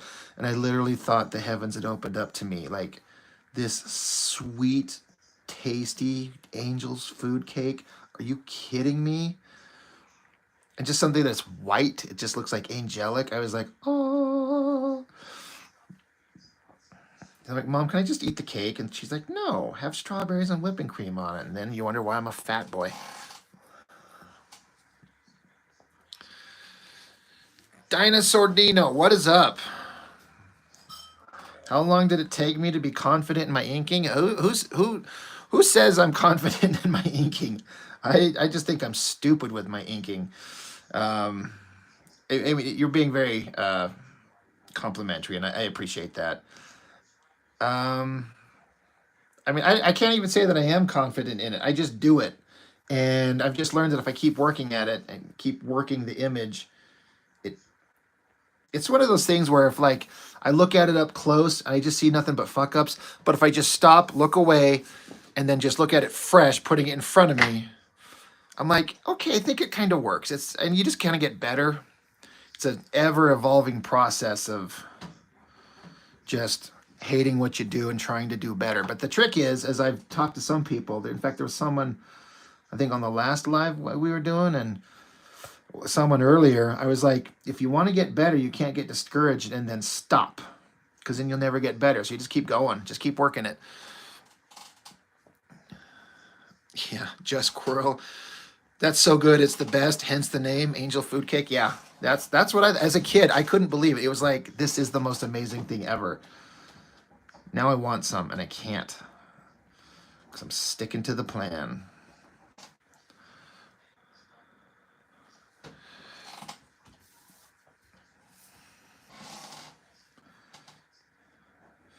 But yeah, inking is it's tricky, especially when you got someone like Mr. Chuck Gibson that watches me and sees what I do, and you know, professional inker from back in the day, and I'm like, God, he probably thinks I suck so bad.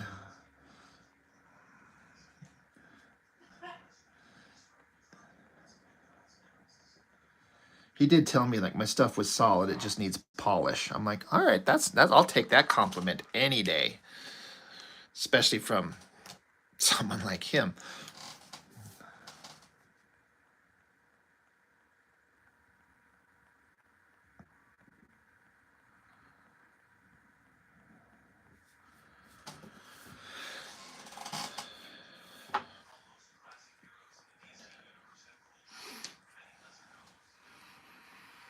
That's solid advice right there, Gayton. Yeah. You try to look at every project as practice, trick my brain into not freaking about making it the best thing I want it to be.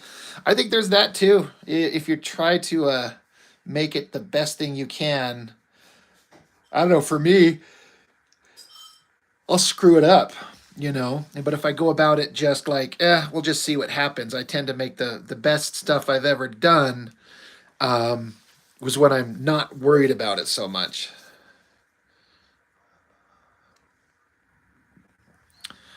Just Quirrell says, isn't the drawing smaller in the comic, like entirely? Um, I mean, if you're asking, like this page that I'm drawing, this is standard, like American comic book size. It's 11 inches wide, 17 inches tall, and a comic book is like a lot smaller. If there you can see almost the entire, yeah, you can see the entire page here, but here's a comic book. So that art is shrunk down to be this, whatever the actual physical dimensions of a comic book are. Which, by the way, how many of you nerds out there have ever even heard of this story by Warren Ellis and Chris Sprouse called Ocean? I'm doing a video on this weekend. It is one of the best comics I've ever read. It's like the best science fiction movie you've never seen in a movie theater. It's so good. Chris Sprouse's artwork. This is a revelation to me. This is what made me go, holy shit, he's incredible.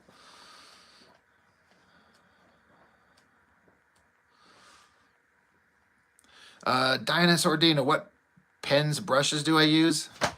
I use a lot of microns, like this, and these Faber-Castell Pitt pens. And then a favorite is this Pentel pocket brush pen, where it's a,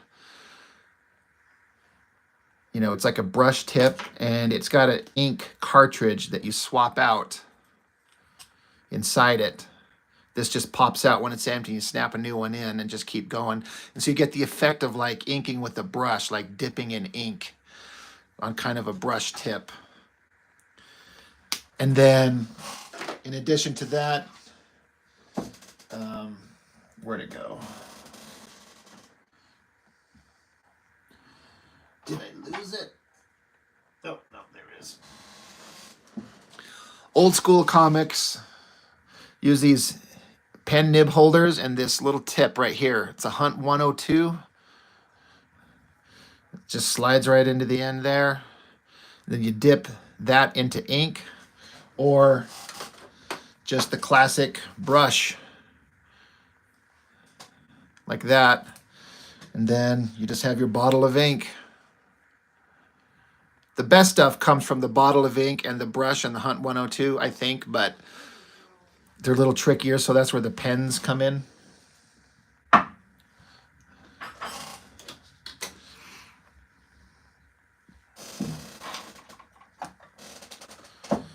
Let's see.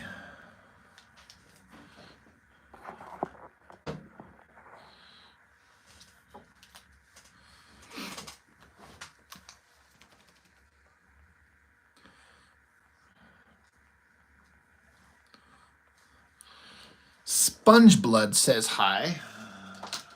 That's a interesting name. All right, Sponge Blood, give us a riddle, but if you make it creepy, I'll block you, buddy.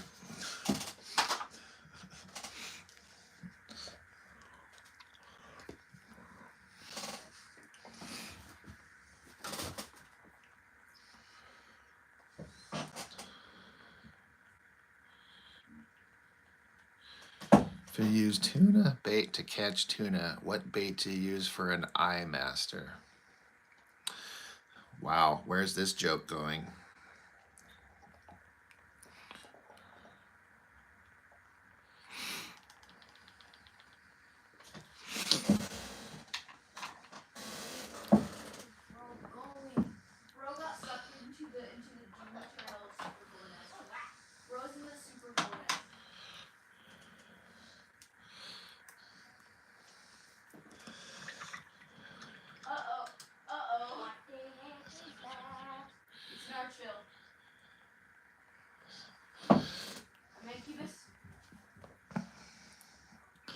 Yeah, I keep getting people that join up on the channel randomly and try to like say weird stuff. I'm all for weird, but there's a limit sometimes.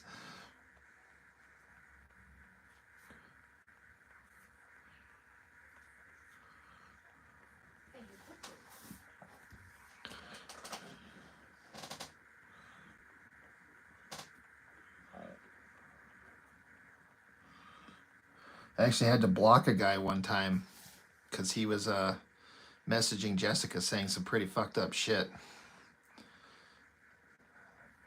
And I was like, if you say one more word to her, I'll put your name out there with everything that you've said to her for everyone to see. And he got quiet real fast.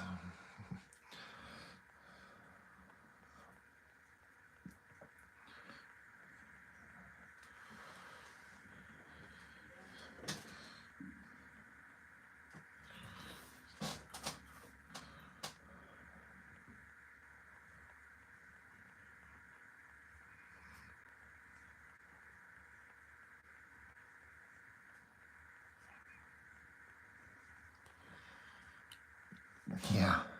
I mean, he was literally telling her, like, he started off being like friendly, which is fine. Jessica was fine with that. Then he started being vaguely flirty, which she was like, haha, okay, whatever.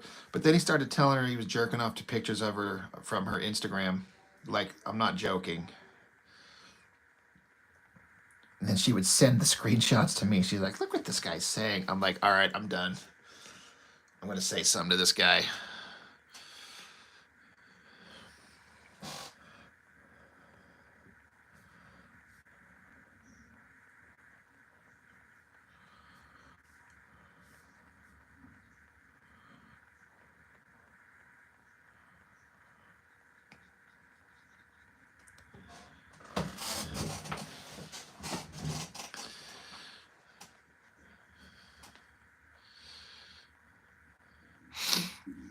Serena says, wow, you're amazing. Well, that's, thank you. Thank you very much. I appreciate that.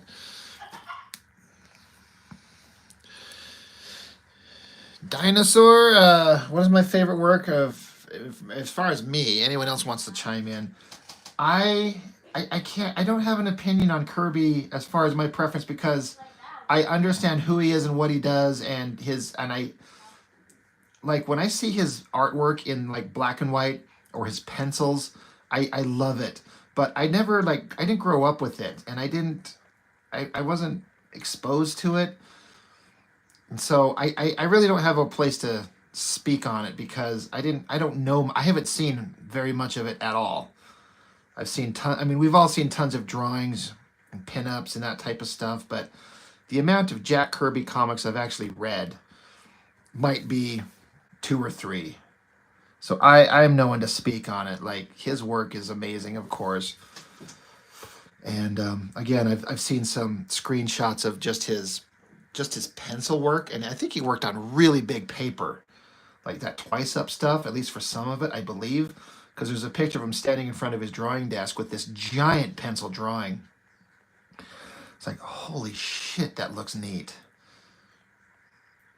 But I don't know enough about. I haven't seen enough of his work to actually like competently speak on it beyond his reputation speaks for itself.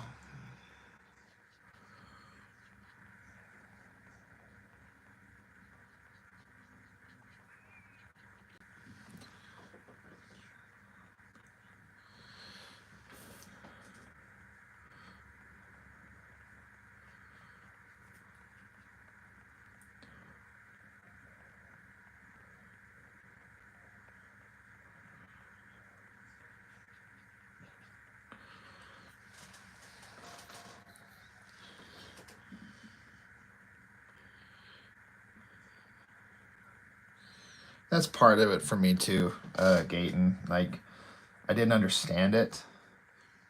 Like me now, I do understand it, but as a young lad, I'm like, who's this Jack Kirby guy?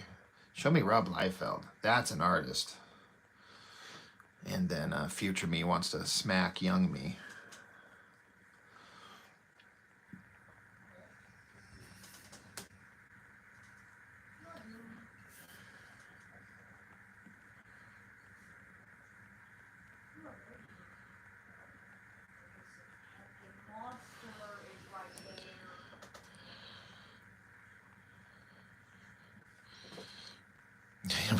Which is odd because your favorite books were black and white Savage Sword of Conan books, all done in that would have considered an older style.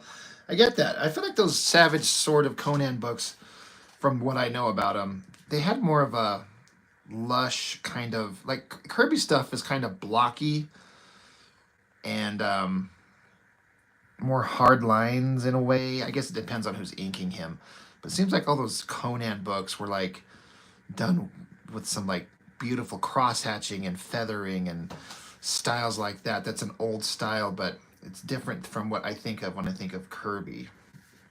I think of Kirby, I think of big superheroic stuff, not like sword and sorcery fantasy Conan chopping monsters' heads off. Did Kirby ever do a Conan run?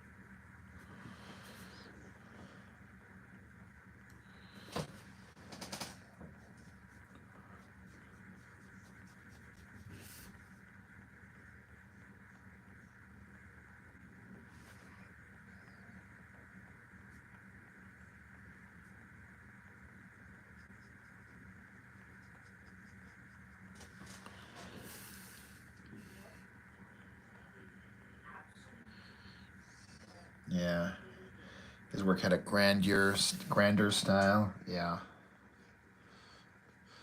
But like I said, I feel this way about so many artists, like especially the older artists. When I see it in black and white, or not, I'm sorry, let me edit myself. When I see it in color in those old comics, it certainly is fine, but it's just less interesting. But once I run across, like, I go do a Google search or something like that and find their original black and white where you can see in high resolution, suddenly it just starts becoming magical.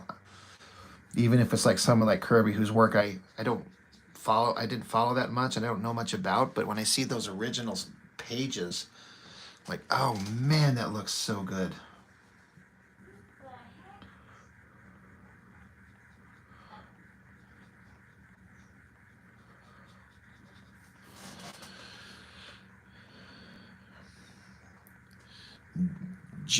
Jennerith, who's your most underrated character? What's the most underrated character?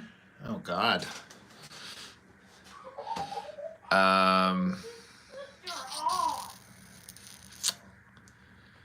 God, that's hard. That's hard. Gabriel Martinez says, "This is how you think black people look." What? I don't know what you're talking about, but that has nothing to do with any conversation we were having.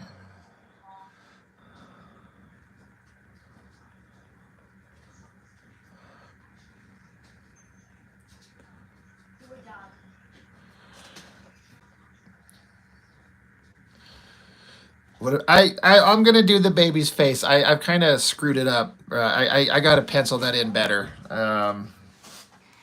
I can't make it look terrible, and it's looking terrible in my pencil. So I got to reevaluate. I got to go look up some reference. Yeah, go ahead.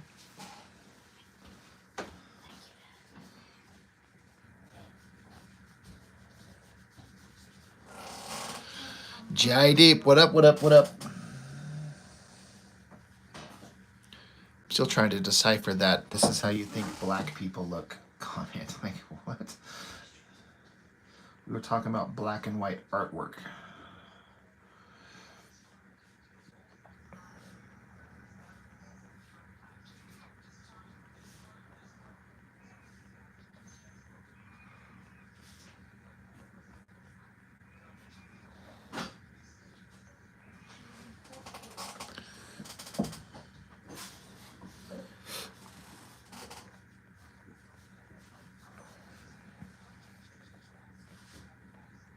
Oops. Oh, well.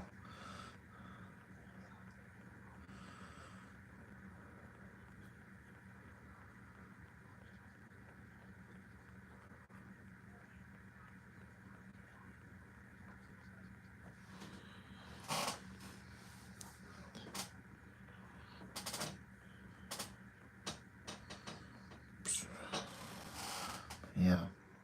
Who's your guys' you guys out there? Who's your most, like they were asking, most underrated character? Like in comics? Who'd you consider an underrated character?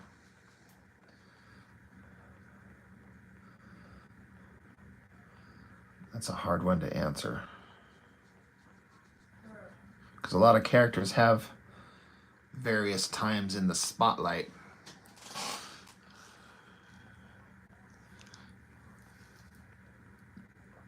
You know it's Cable.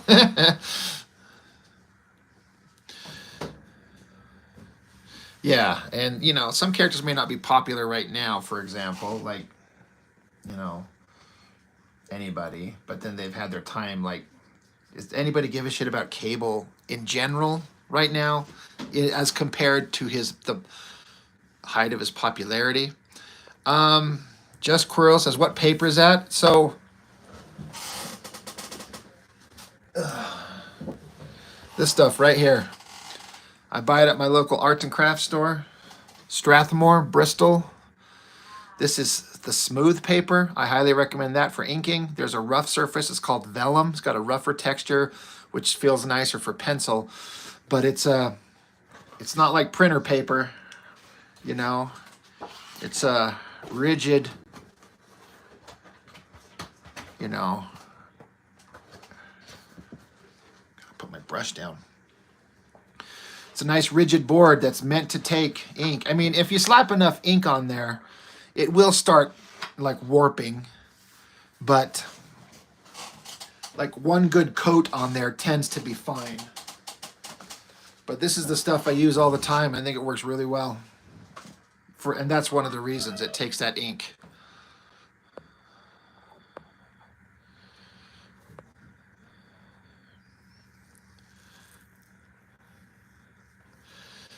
You always wish Cloak and Dagger were handled better. That's interesting.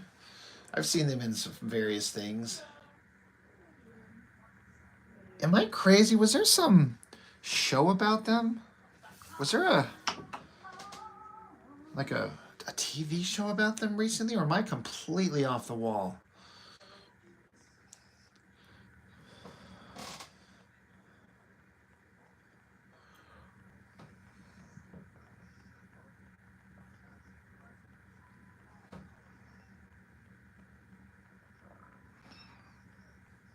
That's a good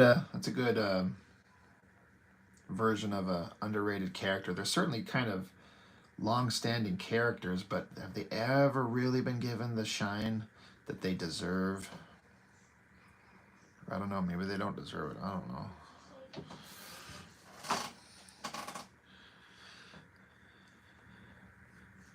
Okay, so there's a WB show, Cloak and Dagger. All right. Okay, yeah. Mark Riddell, you read the heck out of Nomad as a teen, actually.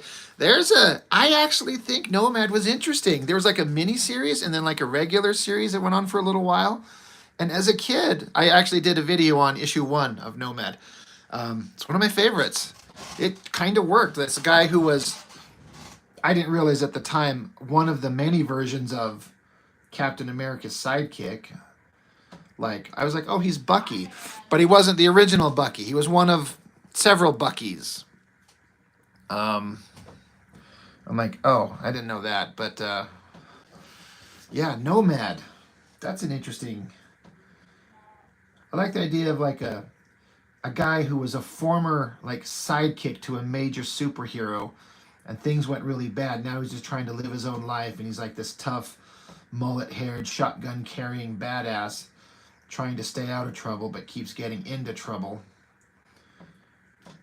But he used to be like Captain America's sidekick. There's a really interesting kind of premise there.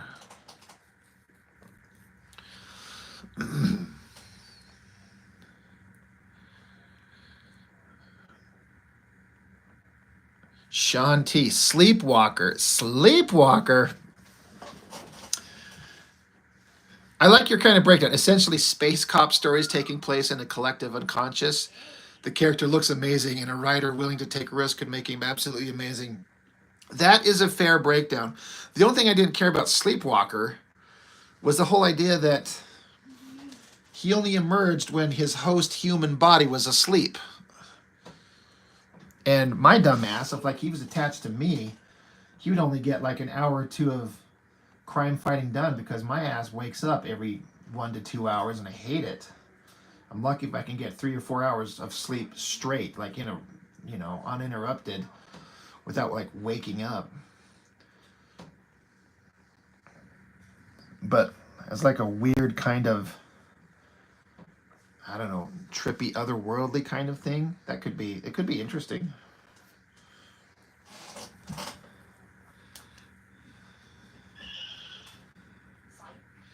Sleep apnea walker.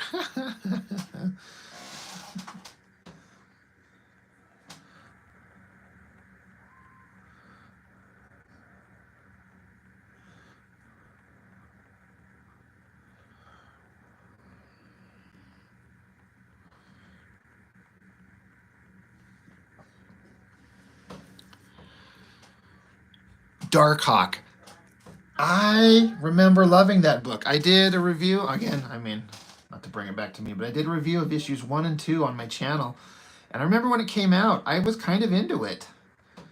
I thought it was kind of interesting. I thought the design was potentially really interesting, and it was kind of fun. Yeah, Darkhawk. Isn't Darkhawk, he's supposed to be like some kind of like otherworldly android? Something like that, of like bird creatures. It's really weird.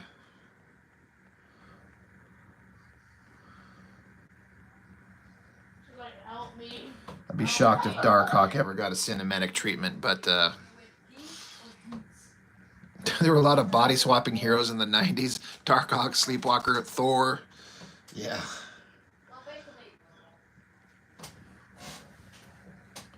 But Darkhawk was different. I mean, it was body swapping, but we didn't know that, I don't think, because he kept his mind. It was almost like an armor was put on him, but I guess it was body swapping, but like his mind would transfer into the Darkhawk armor or whatever. And Sleepwalker was an entirely different entity than at least the only version of it I remember.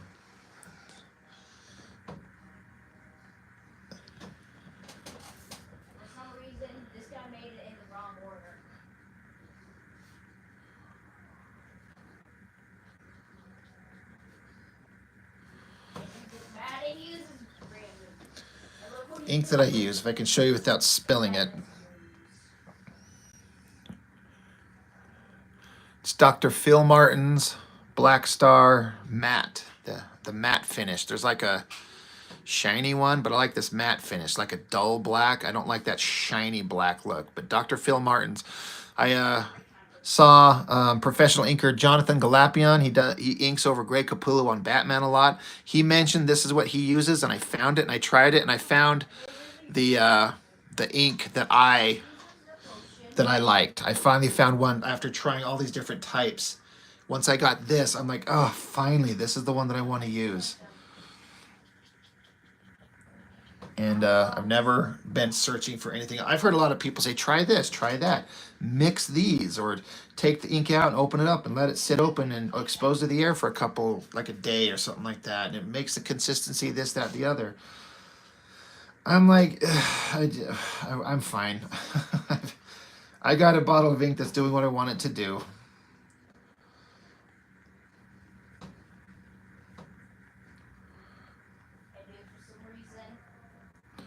Tried that speedball crap. I tried that Winsor Newton, like with a spider on it. Don't like any of it.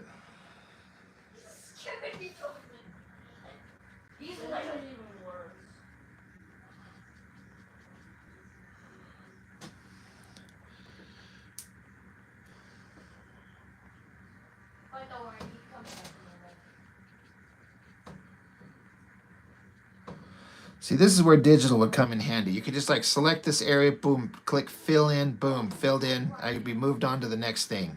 Production would go up a lot quicker. I know that.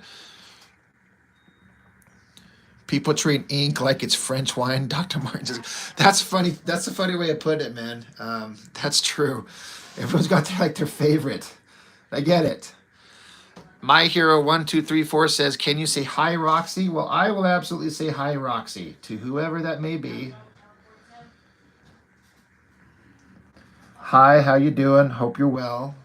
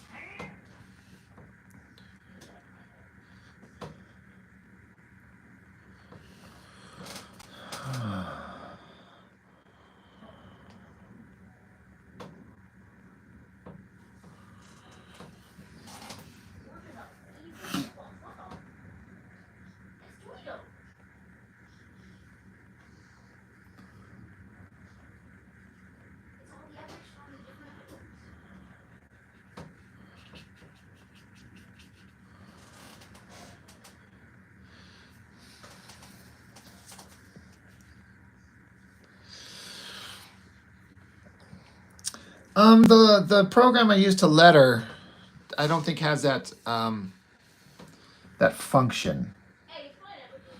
It's some lettering program that I downloaded, and Comic Life, I think it's called.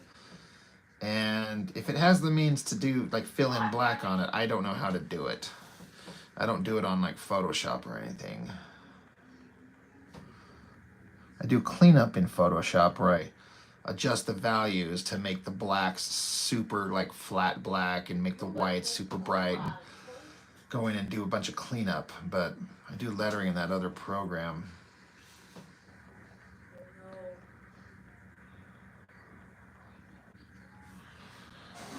No, I mean I do have Photoshop, but I don't do the lettering with it. In fact, I've been told don't do lettering with Photoshop because it's, I don't know why. I just heard people say don't do lettering with Photoshop. I can't remember the reasons why.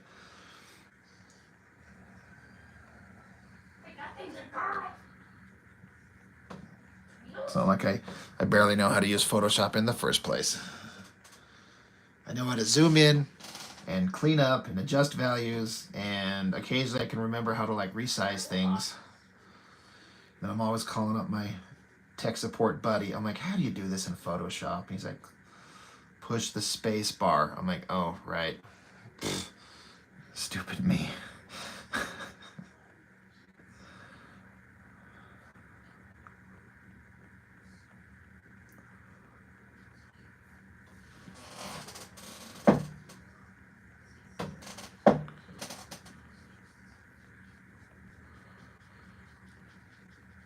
Oh shit, I just remembered something. Got a Kickstarter I was part of, and somebody bought one of my original pages of the 6-page story that I did in this book, and they hit me up today asking me to mail that page out. Mail page ASAP. I gotta leave myself a little note.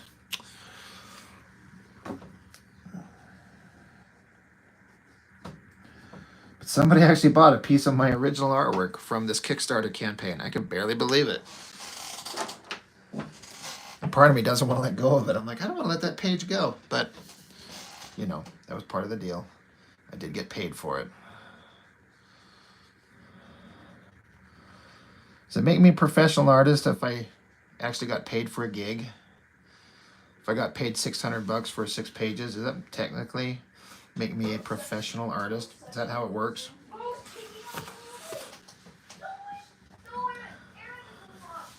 Yeah, ghost agents, exactly. Yeah. I'm very excitedly looking forward to getting my copies of that book. In fact, I'm getting 10 copies. I worked out a deal to get the one that's mine, but then they're going to send me 10 copies that they basically sold me at cost, and then I can turn around and sell them, and which would basically pay for themselves if I can sell them for what retail would be on them. But yeah, Ghost Agents coming out. They're just waiting for them to show up off the boat from frickin' China. Somebody bought my original artwork. 1 page. I put up all 6 of them. I can actually, I think I've got them right behind me.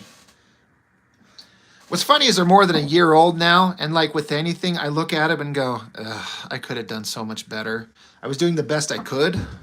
I think that's all of us, right? We all try to do the best.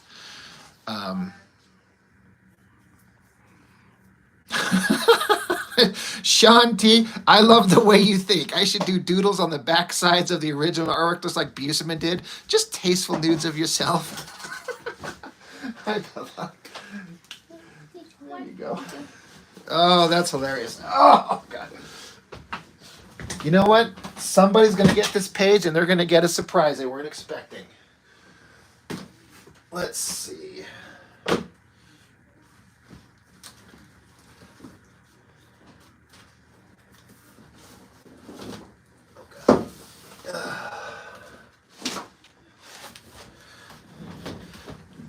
All right, I think they're in this pile here somewhere. It's not that one.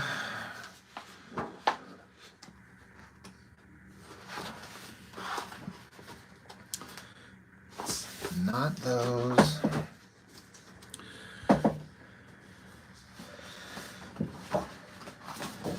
Not that. Not that.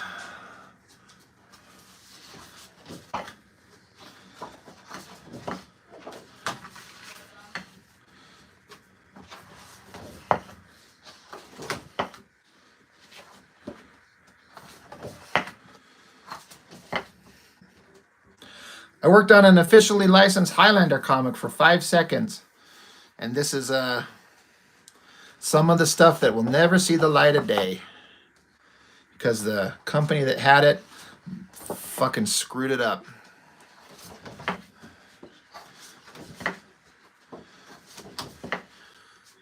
It's Indigo Falcon. That star fucker right there. God damn it, where's these pages? I know I've got them.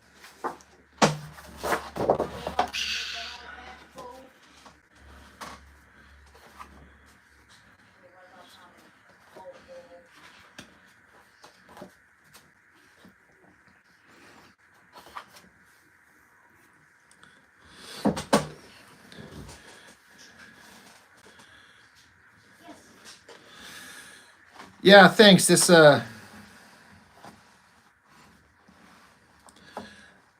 I was trying to do this.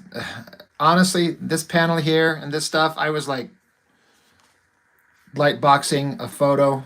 I couldn't come up with that on my own.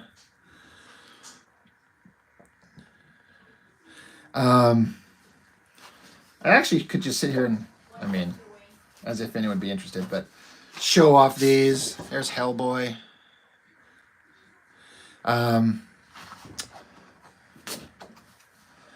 I did a story where Hellboy met Phoenix. That's what this is. And then eventually Hellboy ran into Q from Star Trek The Next Generation. It was a whole thing. You say, why don't I sell my originals? I mean, I would. I just don't know if anybody's interested. I don't know if anybody recognizes that. That's me doing a redraw of a classic Liefeld Wolverine. Oh, and here's me. I was inking a Liefeld page. I printed out some pencils and I tried inking it. There's some stuff I think worked. Some stuff that did not.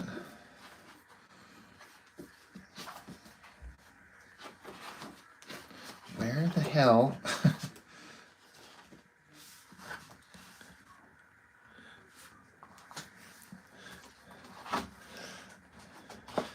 Talking that guy? I know it looks like Shadowhawk, but it's not. It's this.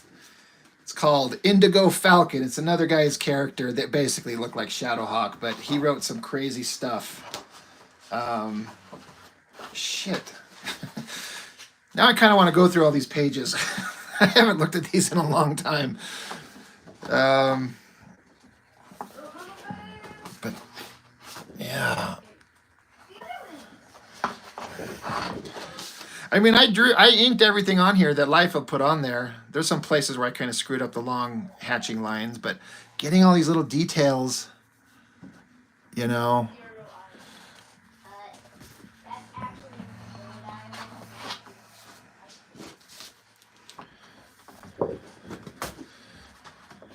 Let's see. But yeah, this Liefeld, the what if Wolverine was an agent of S.H.I.E.L.D. Oh God, I am not even close to a. It's very kind of you to say, but Scott Williams is kind of magical. I was doing my best. I was trying to impress another artist and like show what I could do. So, but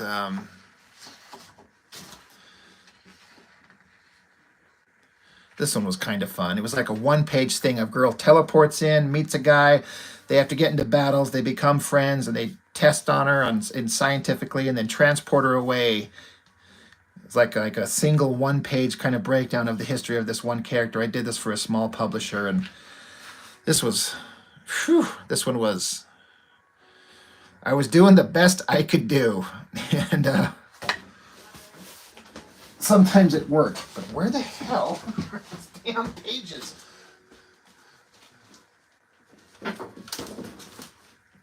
Like, I just saw them.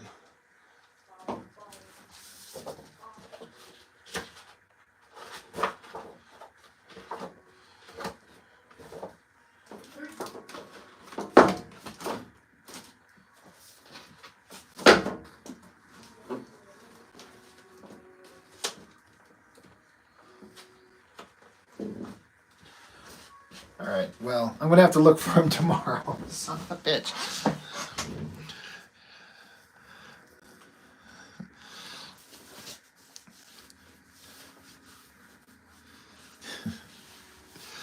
Sebastian, you say that Liefeld pay looks amazing. Well, thank you. I appreciate it. I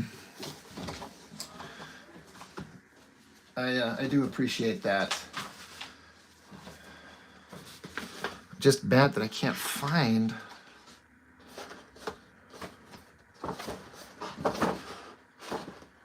I've got too much shit.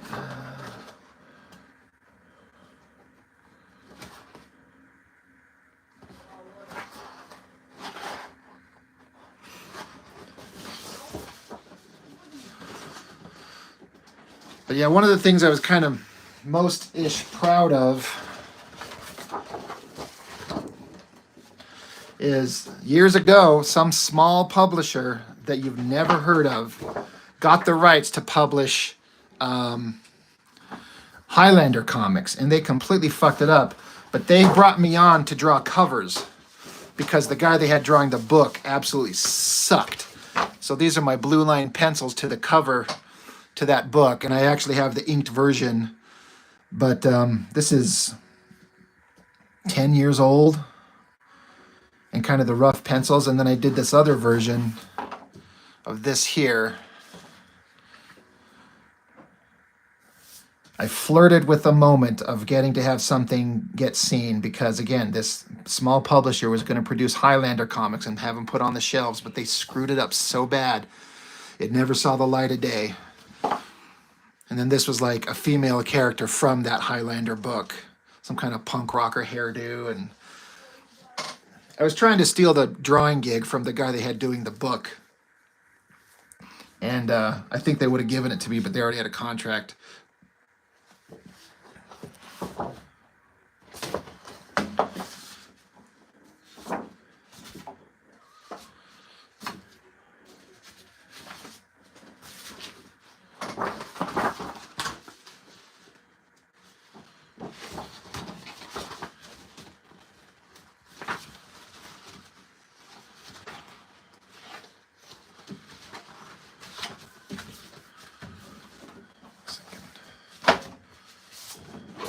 Away.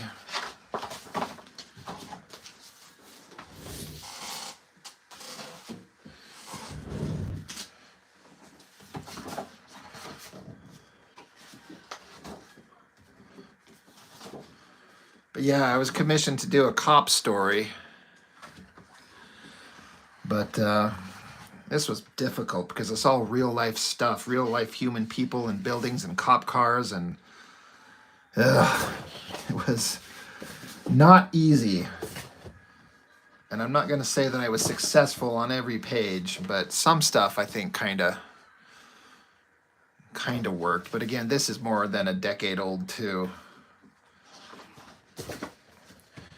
And they wanted me to draw an entire series for free for potential profits later on in the future, which I've done before, but I knew it wasn't going to go anywhere. So I'm like, absolutely not.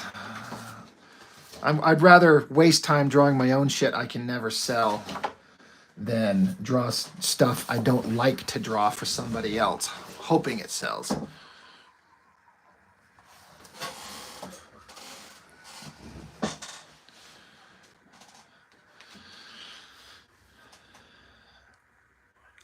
You're asking, did I show these in a video before? I honestly don't remember. I feel like I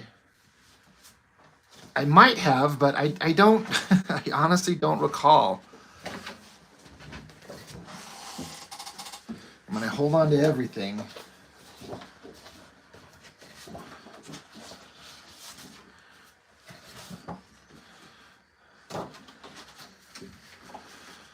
But yeah, I was trying to do the tightest pencils I could, and then I started inking these things just so I could see them finished.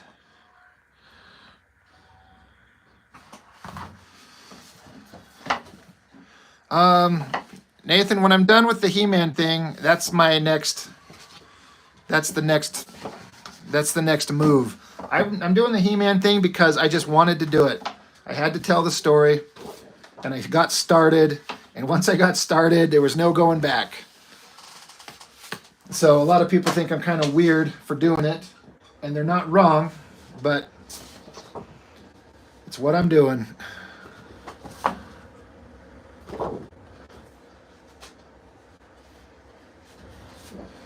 Trying to get this other short story that I did.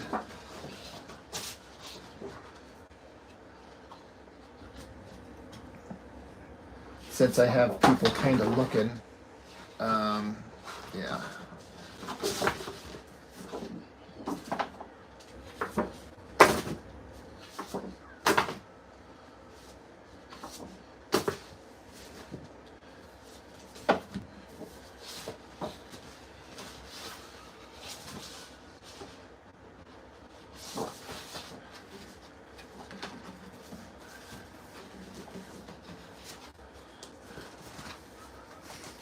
I am in too deep at this point. That is so true.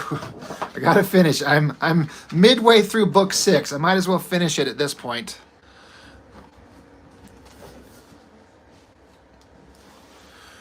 But this silly story right here, there's this guy who drew these books, or drew this stuff that looked like this. And he was posting them up on this website. And he would draw with like Sharpies and Bic pens on typing paper, and it just looked so interesting but kind of ridiculous. And so, but I thought his stories were so funny. I'm like, I have to like, so I was like, hey, can I draw your stories? I'm like, let me do this. I would love to. So this is his character. Indigo Falcon. I did a couple images. But I wish I had the originals. I used to have them all printed out with his own dialogue on it. It's so silly. It's kind of ridiculous, but yeah, he'd do like whole character sheets of his guy. And I was like, dude, I believe in your stuff. I'll draw the book for you. You write it, I'll draw it. And he turned out to be a big pain in the ass and not wanting to work with me. But there's a love relationship between these two, and she's in love with him, but he ain't having it because he's Indigo Falcon and he's a bad motherfucker. And so he's telling her, like, his mission is everything, stay cool. So they have a conversation back and forth.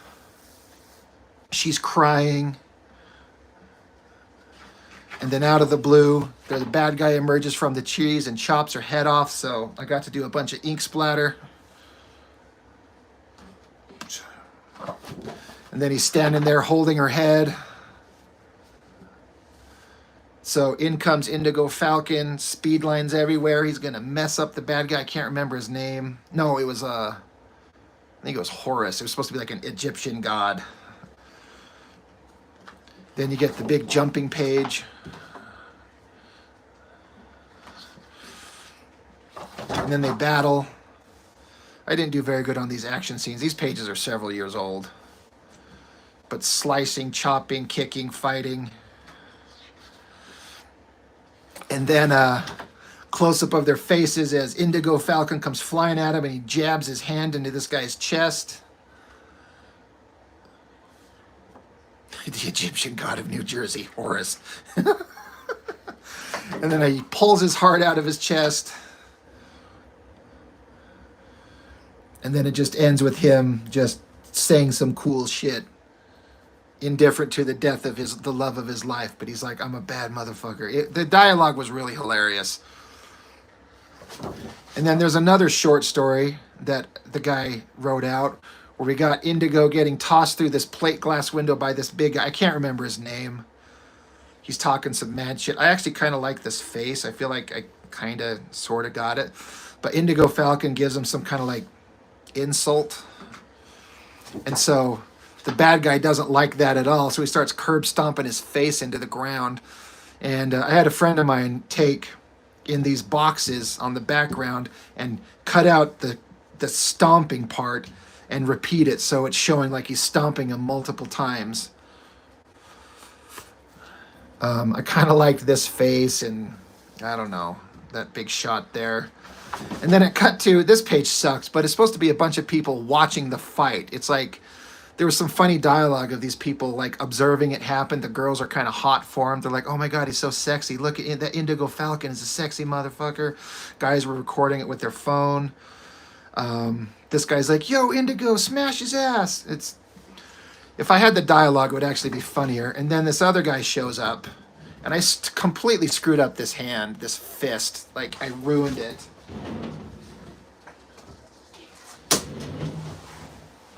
But the guy who showed up here, it's this guy. He's like Green Lantern, but his name's Starfucker, and he gets his powers from smoking weed. So he's got smoke. He's always got a joint in his hand. There's always smoke coming out of his eyes or his eyes, Jesus, his nose and his mouth. So that's like his magical powers. But that's the guy who shows up here, socks this guy down, and he's like, yo, Indigo, you cool, buddy? You tight? And Indigo's like, yeah, bro, it's got my ass stomped. Let's light up that smoke. And he's like, shit, yeah, bro. Let's light that up. So again, this guy wrote the funniest stuff. I thought it was hilarious. That's why I'm like, dude, because all his characters were like black superheroes. He's the guy. He was a black guy, and he would write them like they're all black dudes, and they're all badasses. And I'm like, this is great. Like, let me draw this for you. And for a minute we were gonna do it, and then he got, I don't know, he got feisty and said, never mind. I'm like, fine, never mind. I thought we had a viable concept here, and I'm willing to draw it for free because I believe in it. I think it's brilliant. So yeah, I wish there was more. But yeah, the guy that's just got like powers from smoking pot, he's like, and he's just cool as hell. So yeah, that was my, like, I'm like, if I like a thing, I will draw it for free. Like if it's legitimately interesting, I'm like, let's make this work. Let's go.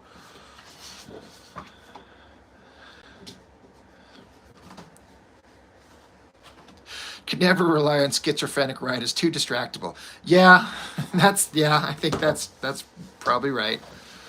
The Star guy would have imagined him using the smoke as a weapon. You know, probably. He never, we never got to delve into it because he turned into a goofball. Or he always was a goofball.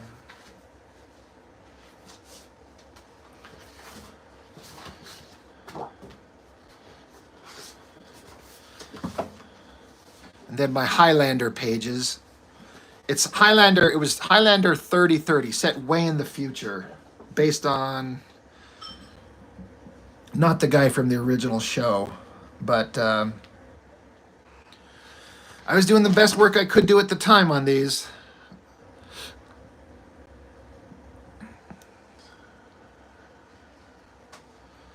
I was originally really happy with that face. I feel like I kind of nailed it for, what it is, and trying to get these hands. Some backgrounds I hadn't finished on this.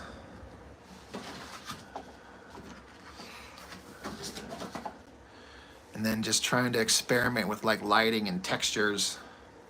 Again, these are 10 plus years old.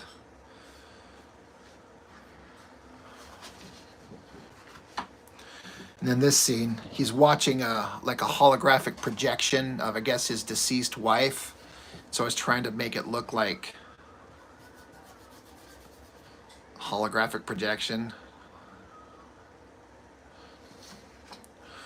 Well, thanks, Sean. If you want to be really disgusted, and this is not to blow myself, but look up Highlander 3030.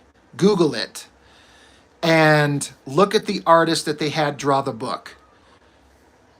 His name was, oh my God, I can't even remember. I probably shouldn't say it.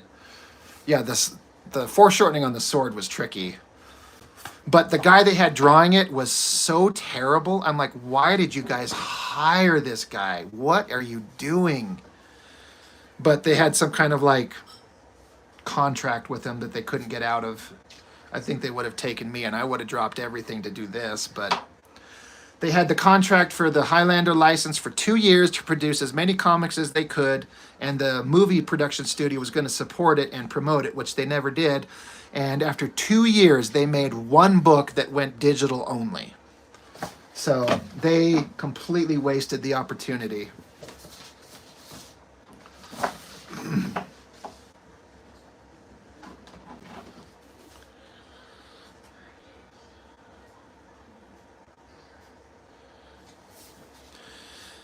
The rendering lines on the projection are good storytelling. If you're talking about that thing there. Yeah, I was trying to have it like a, I don't know, like a staticky kind of image. I don't know. I'd never drawn something like that, so I was really trying to come up with something to make it work. What's this other stuff? I did a video where a group of friends and I, we all did like a group project, a Hellboy comic. And I started it.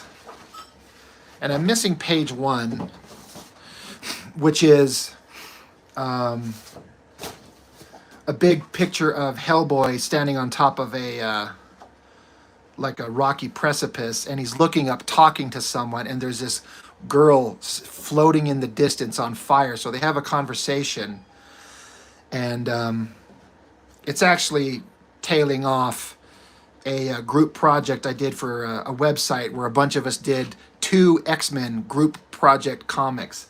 And then this was like part 3, and part 2 ended with Dark Phoenix facing off against Galactus. And so in this book, where Hellboy runs into this girl, this is actually Phoenix, and she was like banished to an alternate universe by Galactus, by a space god, she says. And so Hellboy's trying to like help her, and she's talking weird, talking crazy, and she thinks Hellboy's a threat. So he's like, just calm down. And so, of course, she's going to attack him and blows away the rocky precipice that he's on. So he falls to the ground. She tries to burn him with fire. Of course, fire doesn't hurt Hellboy. So he pulls out this magical talisman and flashes it at her that kind of stops her. I even looked up like Greek words to say a specific phrase in the lettering.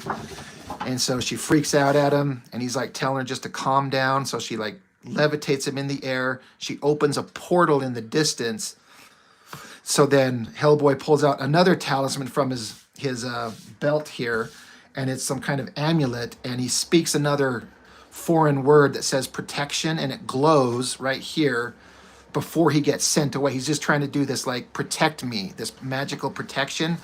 And so she sends him into this portal. She opens up this like portal into space-time and sends him into it. He's screaming at her like, what the fuck are you doing?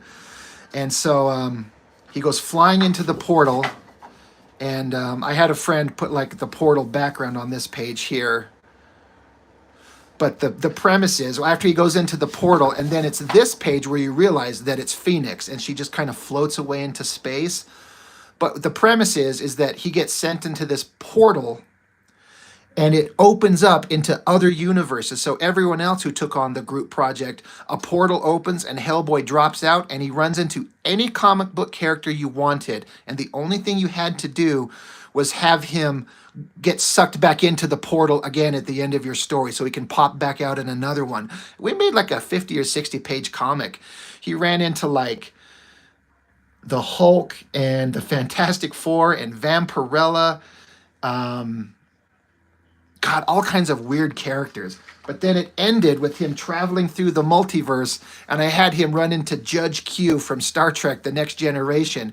And Judge Q's like another foolish mortal from that backwards planet, and banished Hellboy back to his own universe. So that's the group Hellboy project we did. There's a whole video on it on my channel where I show every page of the book.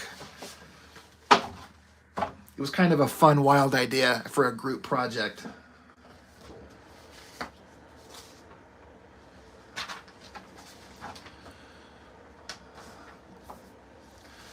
There's me doing my one and only attempt at like design for like a technical gun. You know what, Dan? Seriously, people would do stuff like that. You could have Hellboy meet any character ever. Like when he met the Fantastic Four, all he did was have a smoke with the Thing. They like lit up their cigars and had a smoke, and were like, well, this is cool. And then boom, the portal opened and sucked him back into the portal again, and he was gone. I was like, perfect. It doesn't have to be a fight. It just needed to be, who do you want Hellboy to meet, and do anything you want. More like reference drawing. Me trying to ink over Adam Hughes pencils, which is just impossible. Because Adam Hughes is a god, and it just, ugh, it's so hard to do. This is a friend of mine that art modeled for me. That one there. This is one of my favorite ones. That's that same girl.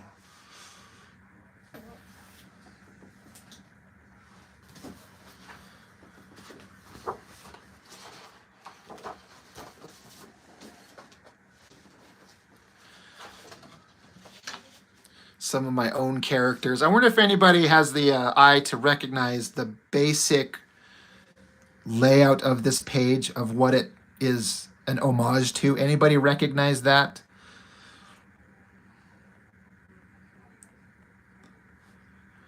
But these are my own characters. Like when I was coming up with this He-Man concept, I decided I should make my own versions of these characters. And so that's what some of these guys are. But this is an homage to a not Excalibur. It's more of a cover to a comic that the artist who did the cover art, who was very popular, did not do the insides. Someone saying, you're close. You're very close.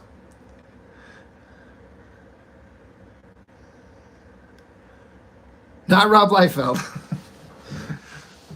I mean, it's pretty obscure. Let me pull it up.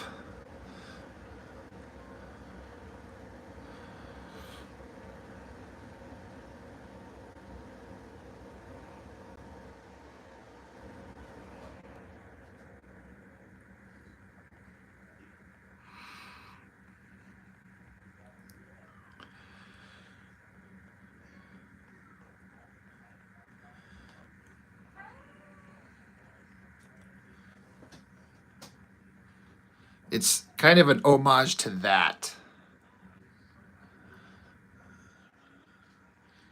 Maybe it's a little bit more obscure. It's not close enough to actually work.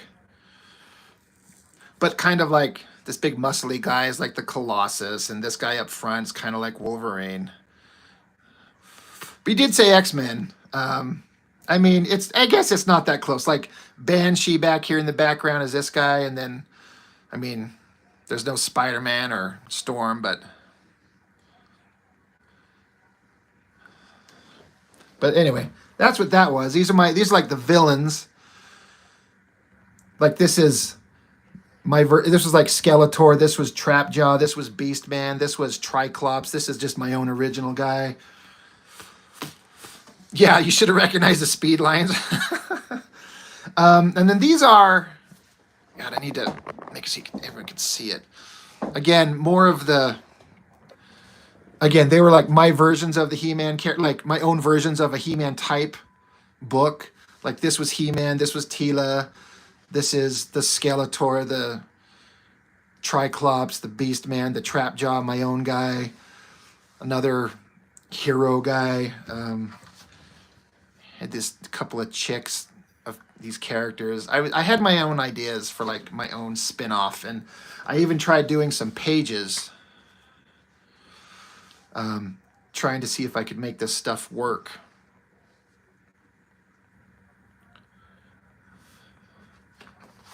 Yeah, this guy, he's the Triclops guy. It's like he wears a big black cloak, but he's got technological, like Iron Man type armor under it.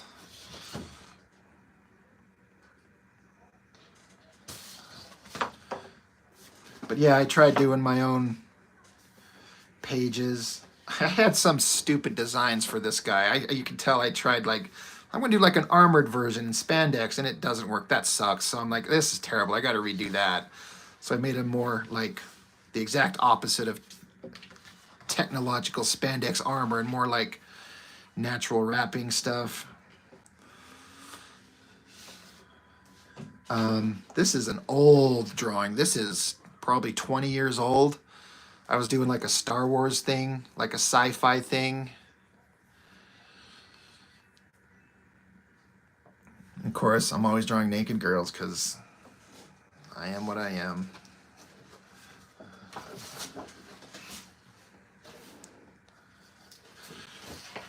It's just some random, I don't know what the hell that was, just for fun.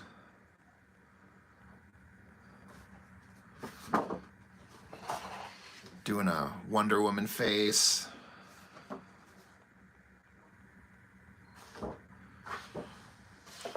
This thing was like a commission I never got paid for. Somebody wanted like a beautiful looking like young woman, but her shadow cast like a monstrous form. I don't know what the point was, but it's something that they wanted. So that's all that stuff. And then I was just sketching characters one time. Wolverine, there's Cable. I don't know, Nathan, if you're still in there. There's sort of a Cable holding Shatterstar's swords. And then Psylocke.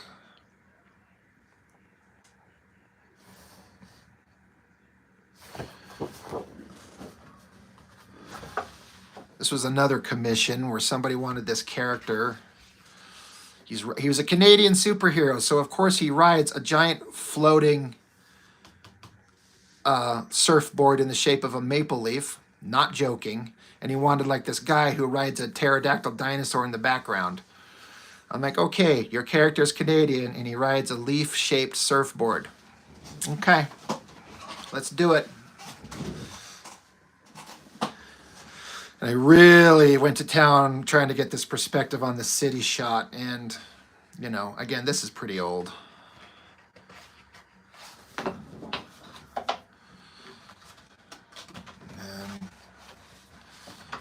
it's like a double page spread. I'm not going to be able to show it, but the Maple Surfer. Yeah, his name was literally the Leaf. Right, Claire? Those silly Canadians? Oh, man. Those all kind of suck. Just a bunch of random stuff.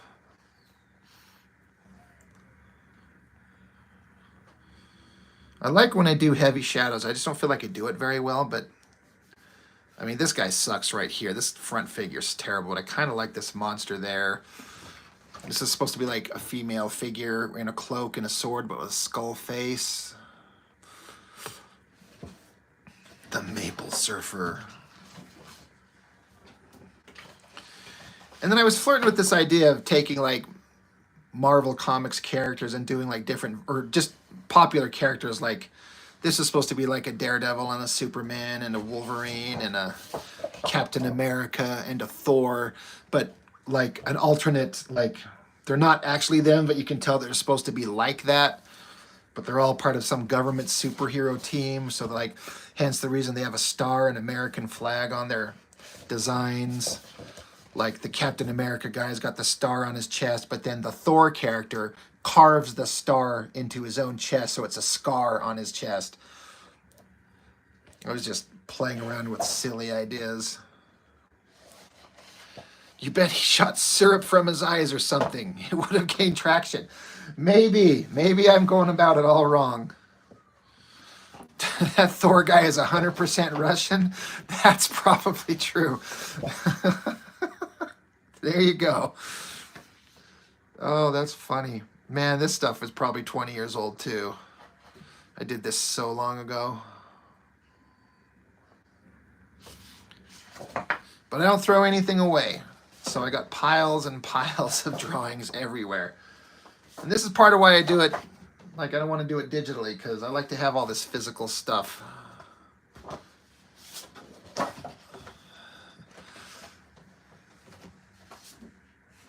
I was really trying to do this girl drawing, this drawing here, but like her head is too big and her arm is too short, and I was so focused on like doing like the shiny reflective rendering on her leather. I didn't get proportions right. It just looks ridiculous. It's really easy when to let your figures accidentally, the proportions to start to drift. And it just gets away from you and you're not paying attention. You're focused on one thing and not on the other stuff that should be. So I look at this and just laugh at like, God, this sucks. It's just terrible. But I'm going to keep it.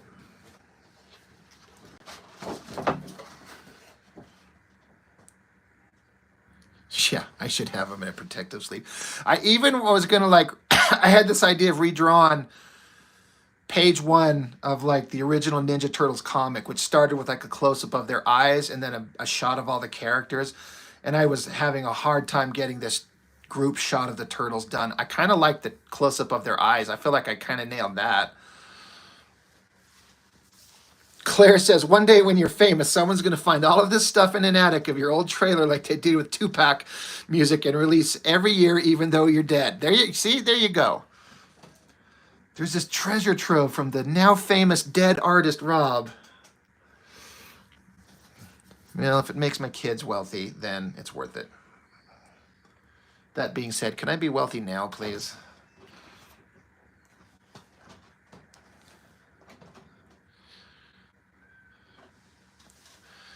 Shanti, that actually sounds like a great idea. Because the original Ninja Turtles book, I mean, obviously it's great for what it is. It really is, but it's also kind of rough. I don't know. It's almost like blasphemy to like, we'll redraw the Ninja Turtles #1. But that could be fun.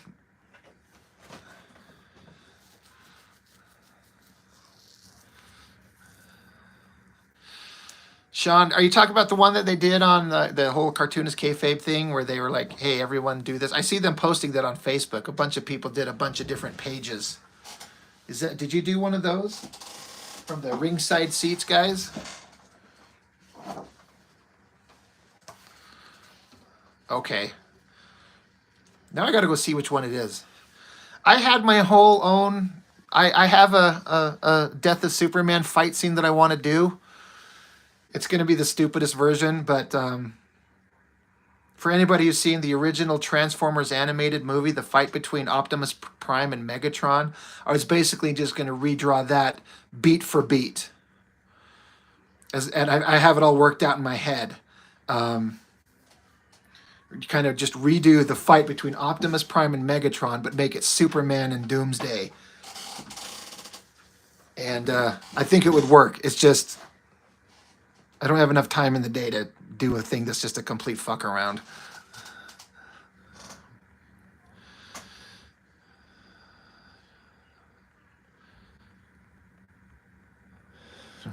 Danny says, Rob, if you work on something else you can't sell as your own, I'm coming over there.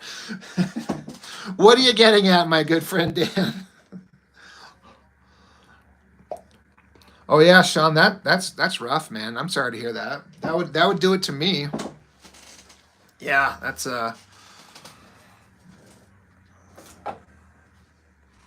kind of worried about something like that. My parents are getting up there and, you know, could be any day or still years. So it's kind of like appreciate every moment you've got, right?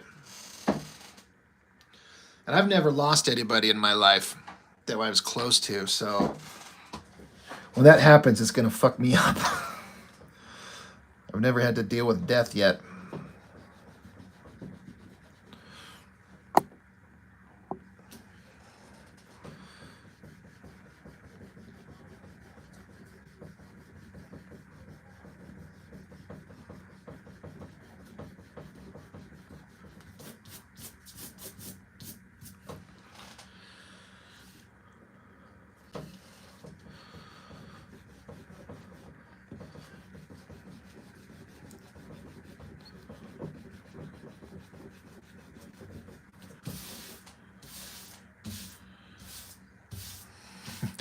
They're not mad, they're just disappointed.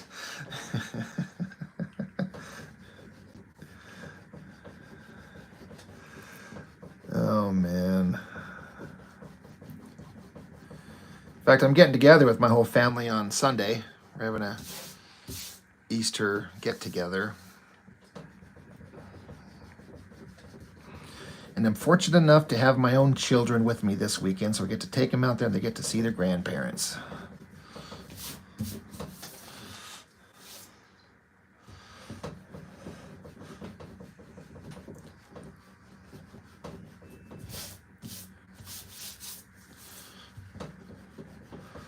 Isn't it funny? And don't I do this really stupid? I'm doing this entire page, and like the bottom half is mostly done, but then the top panels are still barely stick figures.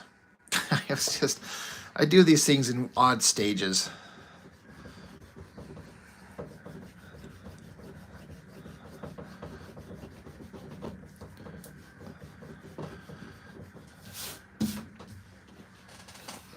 Your workflow hurts me. I always have multiple pages going on at a time, so I have multiple things to work on depending on my mood or what I'm doing. And it works for me. But like this page is all done except for some details on this bottom panel. Well, I've got some white paint splatter effects I got to throw in there, but that page is almost done. This page is completely done. But then the page before it is like half done. Still got to finish this and do black backgrounds and fix the background on that. This page is all done.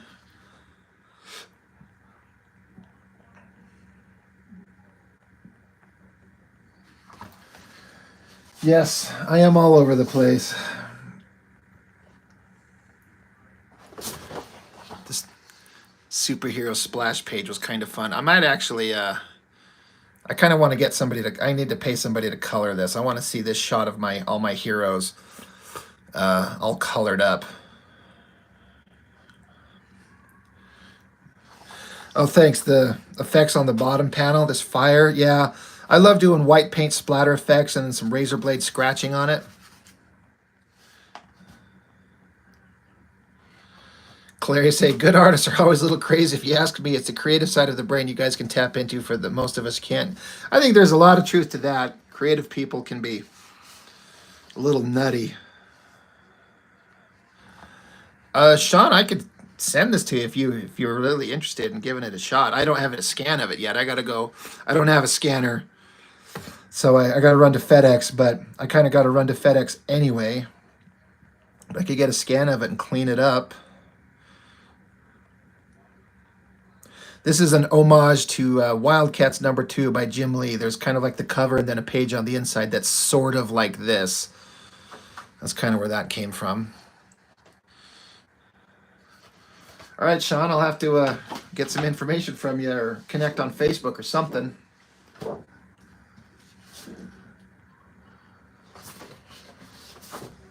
But yeah, I'm about, I don't know, 50 pages into this book and still got another probably 50 to go.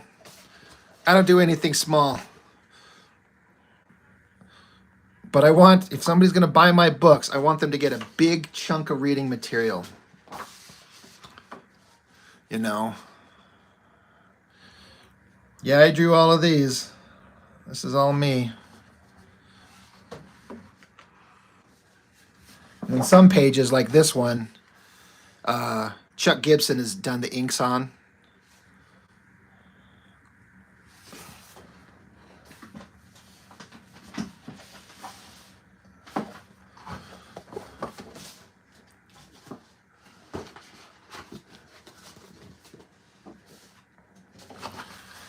Anyhow.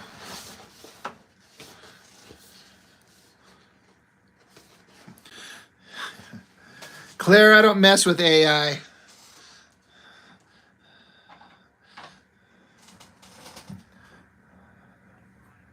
I kind of got a personal vendetta against AI.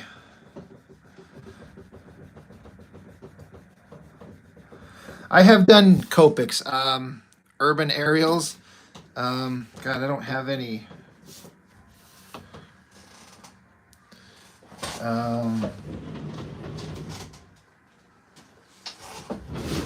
Let's see. I might have some Copics in this thing. That's watercolor.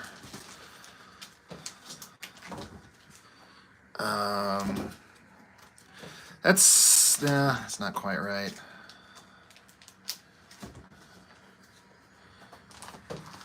Let's see.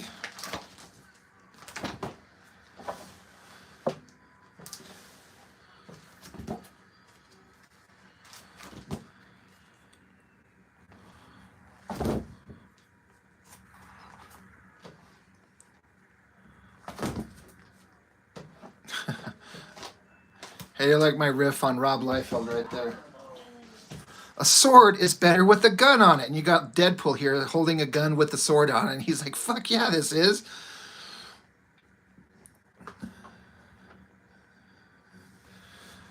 No, those aren't quite Copics.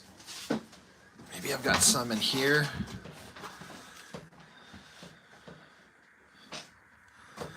That's a redo of a Rob Liefeld drawing, if anybody remembers that. Oh yeah, here's some Copics right there. I did a whole Star Trek series. I sell the shit out of prints of these. I actually kind of like this Deep Space Nine one a little better. I think Cisco's face and the ship, the Defiant there. Had a lot of fun with those. Getting likenesses is hard though, like for real. Oh yeah, and if anyone knows Star Trek, there's the Ferengi.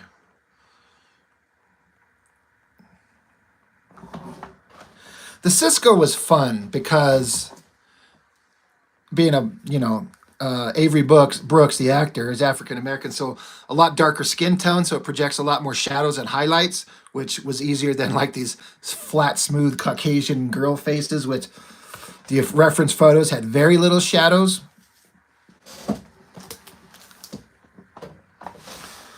There's me trying to do the turtles again. I struggle with the turtles. You think they'd be kind of easy to do, but I struggle with them all the time. They're kind of a pain in my ass. Yeah, that was Quark. For those of you who know the channel, that's reference from Jessica. This is a picture of hers that was up on her Instagram. And that's reference from her. She's always down to let me use her as reference. Okay, where's my other one of these? Since it's just turned into like an art show for Rob's crap.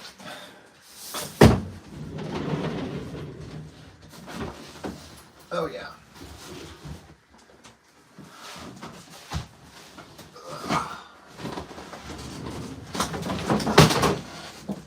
Clunk. Whoa. But yeah, that was Quark on that other one. Yeah, the turtle faces could be hard. I did this to make prints of this when that Avengers movie came out, thinking I'd sell a bunch of them and didn't sell a damn one. So it's nuts to me. So here's for anyone who was paying attention, I was talking about that Highlander book that I was doing. I got to do some covers, so I did that blue line pencil, and then I did a trace ink job over it, and then I paid a guy to color it. And this is like the first time I'd ever seen my work in color, and I can't tell you how much I love what the guy did. I didn't even have the lightning. Like that lightning that the guy did was so perfect. I've sold prints of these quite a few times. People don't even know what it is. They just like it.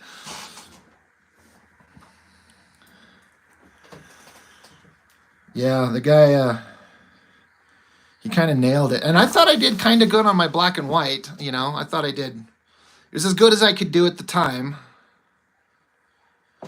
But how can you make prints when there can only be one? Well said. So there's the black and white of the cover that I did. I was actually leaving space for like text and everything like that. I actually kind of like how I kind of nailed this sword and the curve on it. And then again, had the guy color it up. And I feel like it came out pretty well. Sorry, I'm sure the angle on this camera is not great. But yeah, that was my flirtation with Highlander. And then again, in my bid to get the job, I kept offering up covers. They had a contest where anybody was like a fan. Somehow there was a contest. If you win the contest, you could get yourself drawn into the cover of an issue fighting the Highlander himself. And this was the guy who won. He gave us a picture of himself, some kind of a chubby guy with a goatee and glasses. Weird, and isn't that most of us? And so I did this black and white, and again, I was doing the goddamn best that I could do, having him like in the rubble, reaching for his sword up close. And I kind of like it, like the hand and the sword. And then again, and I was paying the colorist out of my own pocket, trying to get the job. Like their colorist was good, but the penciler inker was terrible. So I'm like, hey, you want to hire me? Look, I'm even coloring the own shit up for you guys to see. So this one was kind of fun. There's another one where I was just drawing the character, got my black and white there, trying to do a smoky, moody, evocative something. And then this guy did the colors on it, which I think are pretty good.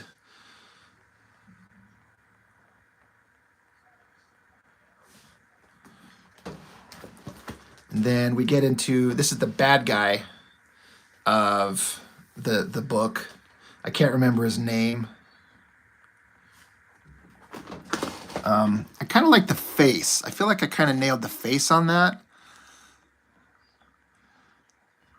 And then I started doing like charcoal pencil to get some gray tones and debris and rubble on the ground. Like, again, I was giving it my all.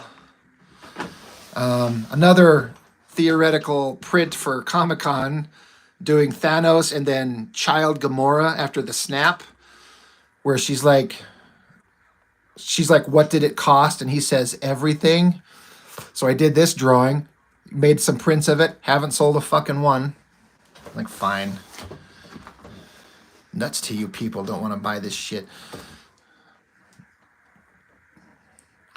Here's another Canadian superhero, but he's the future version. So I did the black and white here. And so I come up with these designs for his gun. I even come up with this like space age version of the maple leaf on his chest. I don't know if that comes through very well, which I actually thought was I think I did a good design for some reason. I actually thought I did a good job. But yeah, space age Canadian cop on Mars, and that's what this guy is. These Canadian superheroes were something.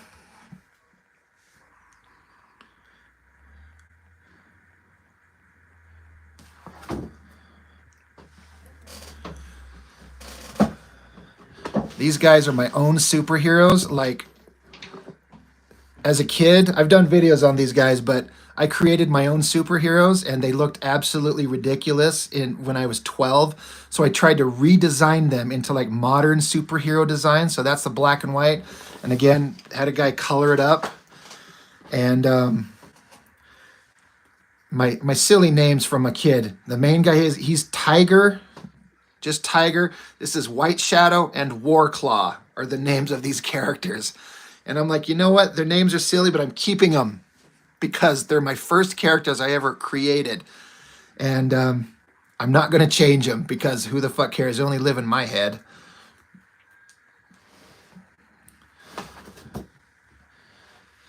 Oh, yeah. Another one of those Canadian... yeah. You guys may not be ready for Canadian superheroes, but your kids are going to love it. This is another one. This character, this is like an evil android version of the main character. He literally wears a giant maple leaf strapped to his back like a cape. It's terrible, but it's what they wanted, so that's what they got.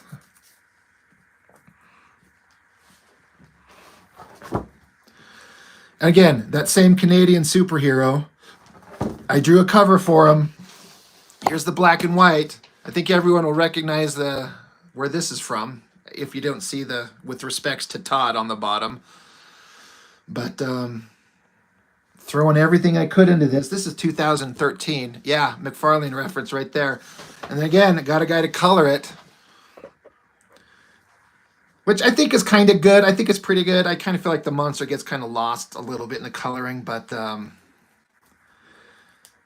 I mean, when I was inspired and doing all this shit for free, trying to like just get some exposure, I would throw everything into it.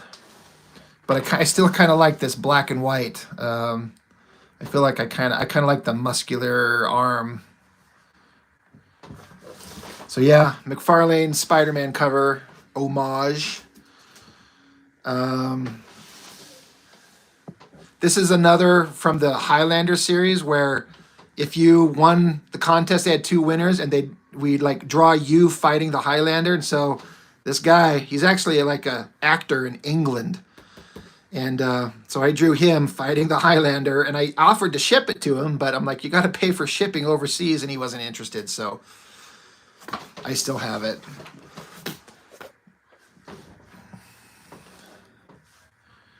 This one was kind of fun. I kind of screwed up her face. It doesn't look very good, but I kind of thought the pose was okay, I guess.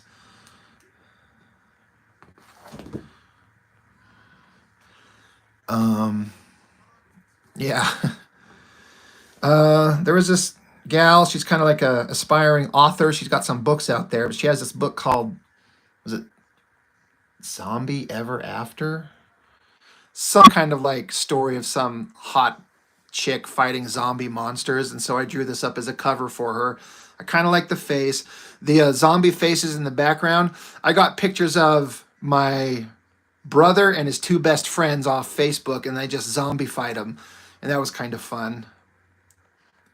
This is from 2015, and then another what was going to be a potential cover for another independent book. The composition is all screwed up, but I kind of liked the screamy face and the gun in her hand. That was coming along. But yeah, I kind of goofed up all the composition on that. Oh yeah, some pages from a He-Man book. This is in book 2. And then the Castle Grayskull, that's like an end page in like, I don't know, 2 of the books. I had fun just doing sketchy ink stuff with that Hunt 102. It was fun, just sketchy. Just kind of scribble it in there. It was a lot of fun, actually. Oh yeah, here's another one of this guy. Future space Canadian cop, you know. Did another version of him flying through space here. This was kind of fun. Again, with the black and white.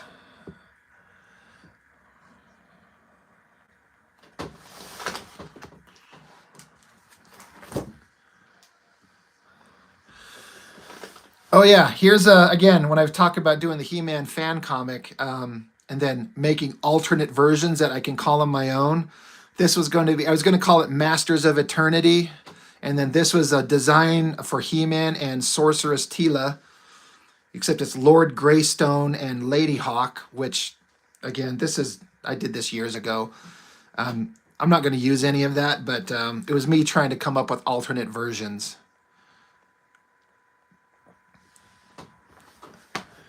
And then this was the first time I did a version of the characters that are going to be like the main team in the He-Man book, but they get altered into different forms. That's She-Ra, Jitsu, Trapjaw, and Strongarm, but altered versions where I can make them into my own characters. I kind of like this picture of this guy right there. I don't know why. I kind of feel like that one kind of came out all right.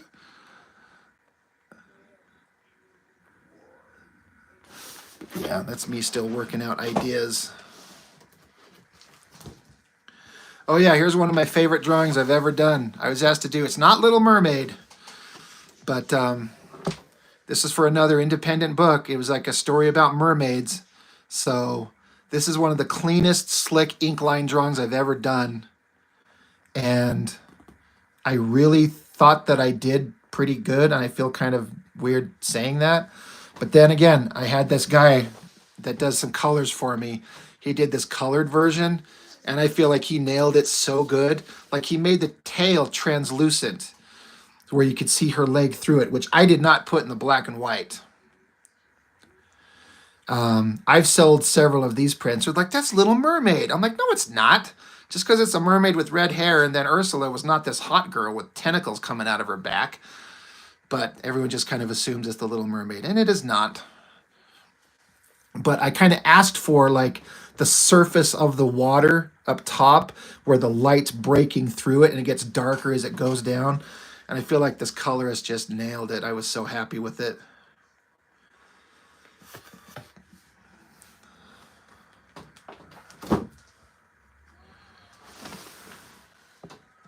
Another cover for an independent publisher. This explorer guy finds this ancient cave with this superhero from World War II in like stasis. And so here's this skull of this Nazi scientist.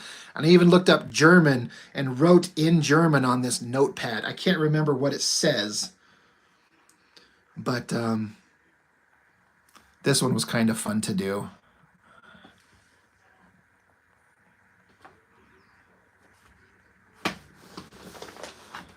That's just nothing. Me trying to do just straight pencils, and it's not my favorite thing. Gray tones on it. And what else do I got in here? Oh yeah, here's some Copic marker stuff. This was someone I knew. It's from 2015. And then again, this is another face I found online, and I just turned it into Electra. Oop, get it centered there so people can see it. I really like doing the Copic marker stuff, but it's tricky. More Highlander stuff. Heavy Shadows in the Rain.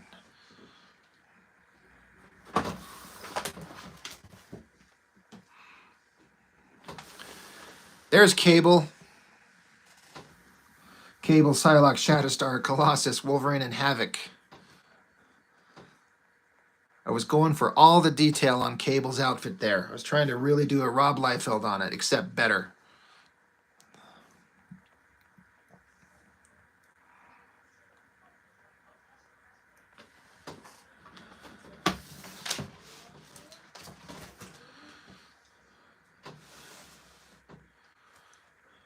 Cable, I knew you were there, man. And then again, more of those Canadian superheroes. So that's my black and white, and then I had a guy color it up, and I feel like he did a pretty good job for, you know, a bunch of Canadian superheroes. Kind of like this figure. I felt that one kind of came out all right. Drawing this damn gun in proper perspective was a huge pain in the ass, and I don't think I nailed it. Like, I think it's kind of okay, but I don't know. Anyway, that's all for that folder. So I guess it's been enough of an art show.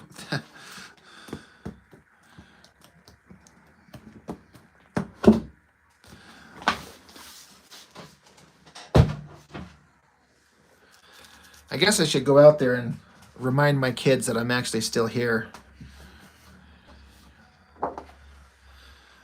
Yeah, Dan, I'm looking forward to doing that. I'm a little intimidated because I don't draw characters like that, you know, so I gotta find a way to interpret them. I'll come up with something. We'll see. But anyway, yeah, everyone, thanks for checking in. Thanks for hanging on. I've been going on for a long time here, so I appreciate it. But yeah, I better go, like, pretend that I love my children and go spend some time with them, see if they're even still awake.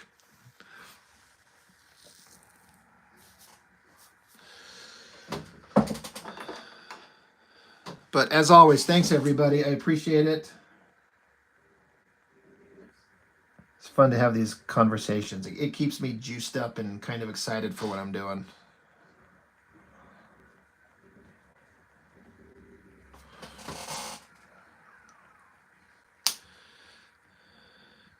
Thanks, Christopher Haig. I appreciate that a lot. Yes, it was to avoid drawing that baby's face. I have to, like, I gotta work on that. I gotta get it right later. You are not wrong. I mean, look, it looks terrible. That is just fucking atrocious. Like, that is not happening. Like, I like that face, and I like that face, but not that one. So, anyway, thanks, guys. I appreciate it. And I'll see you next time.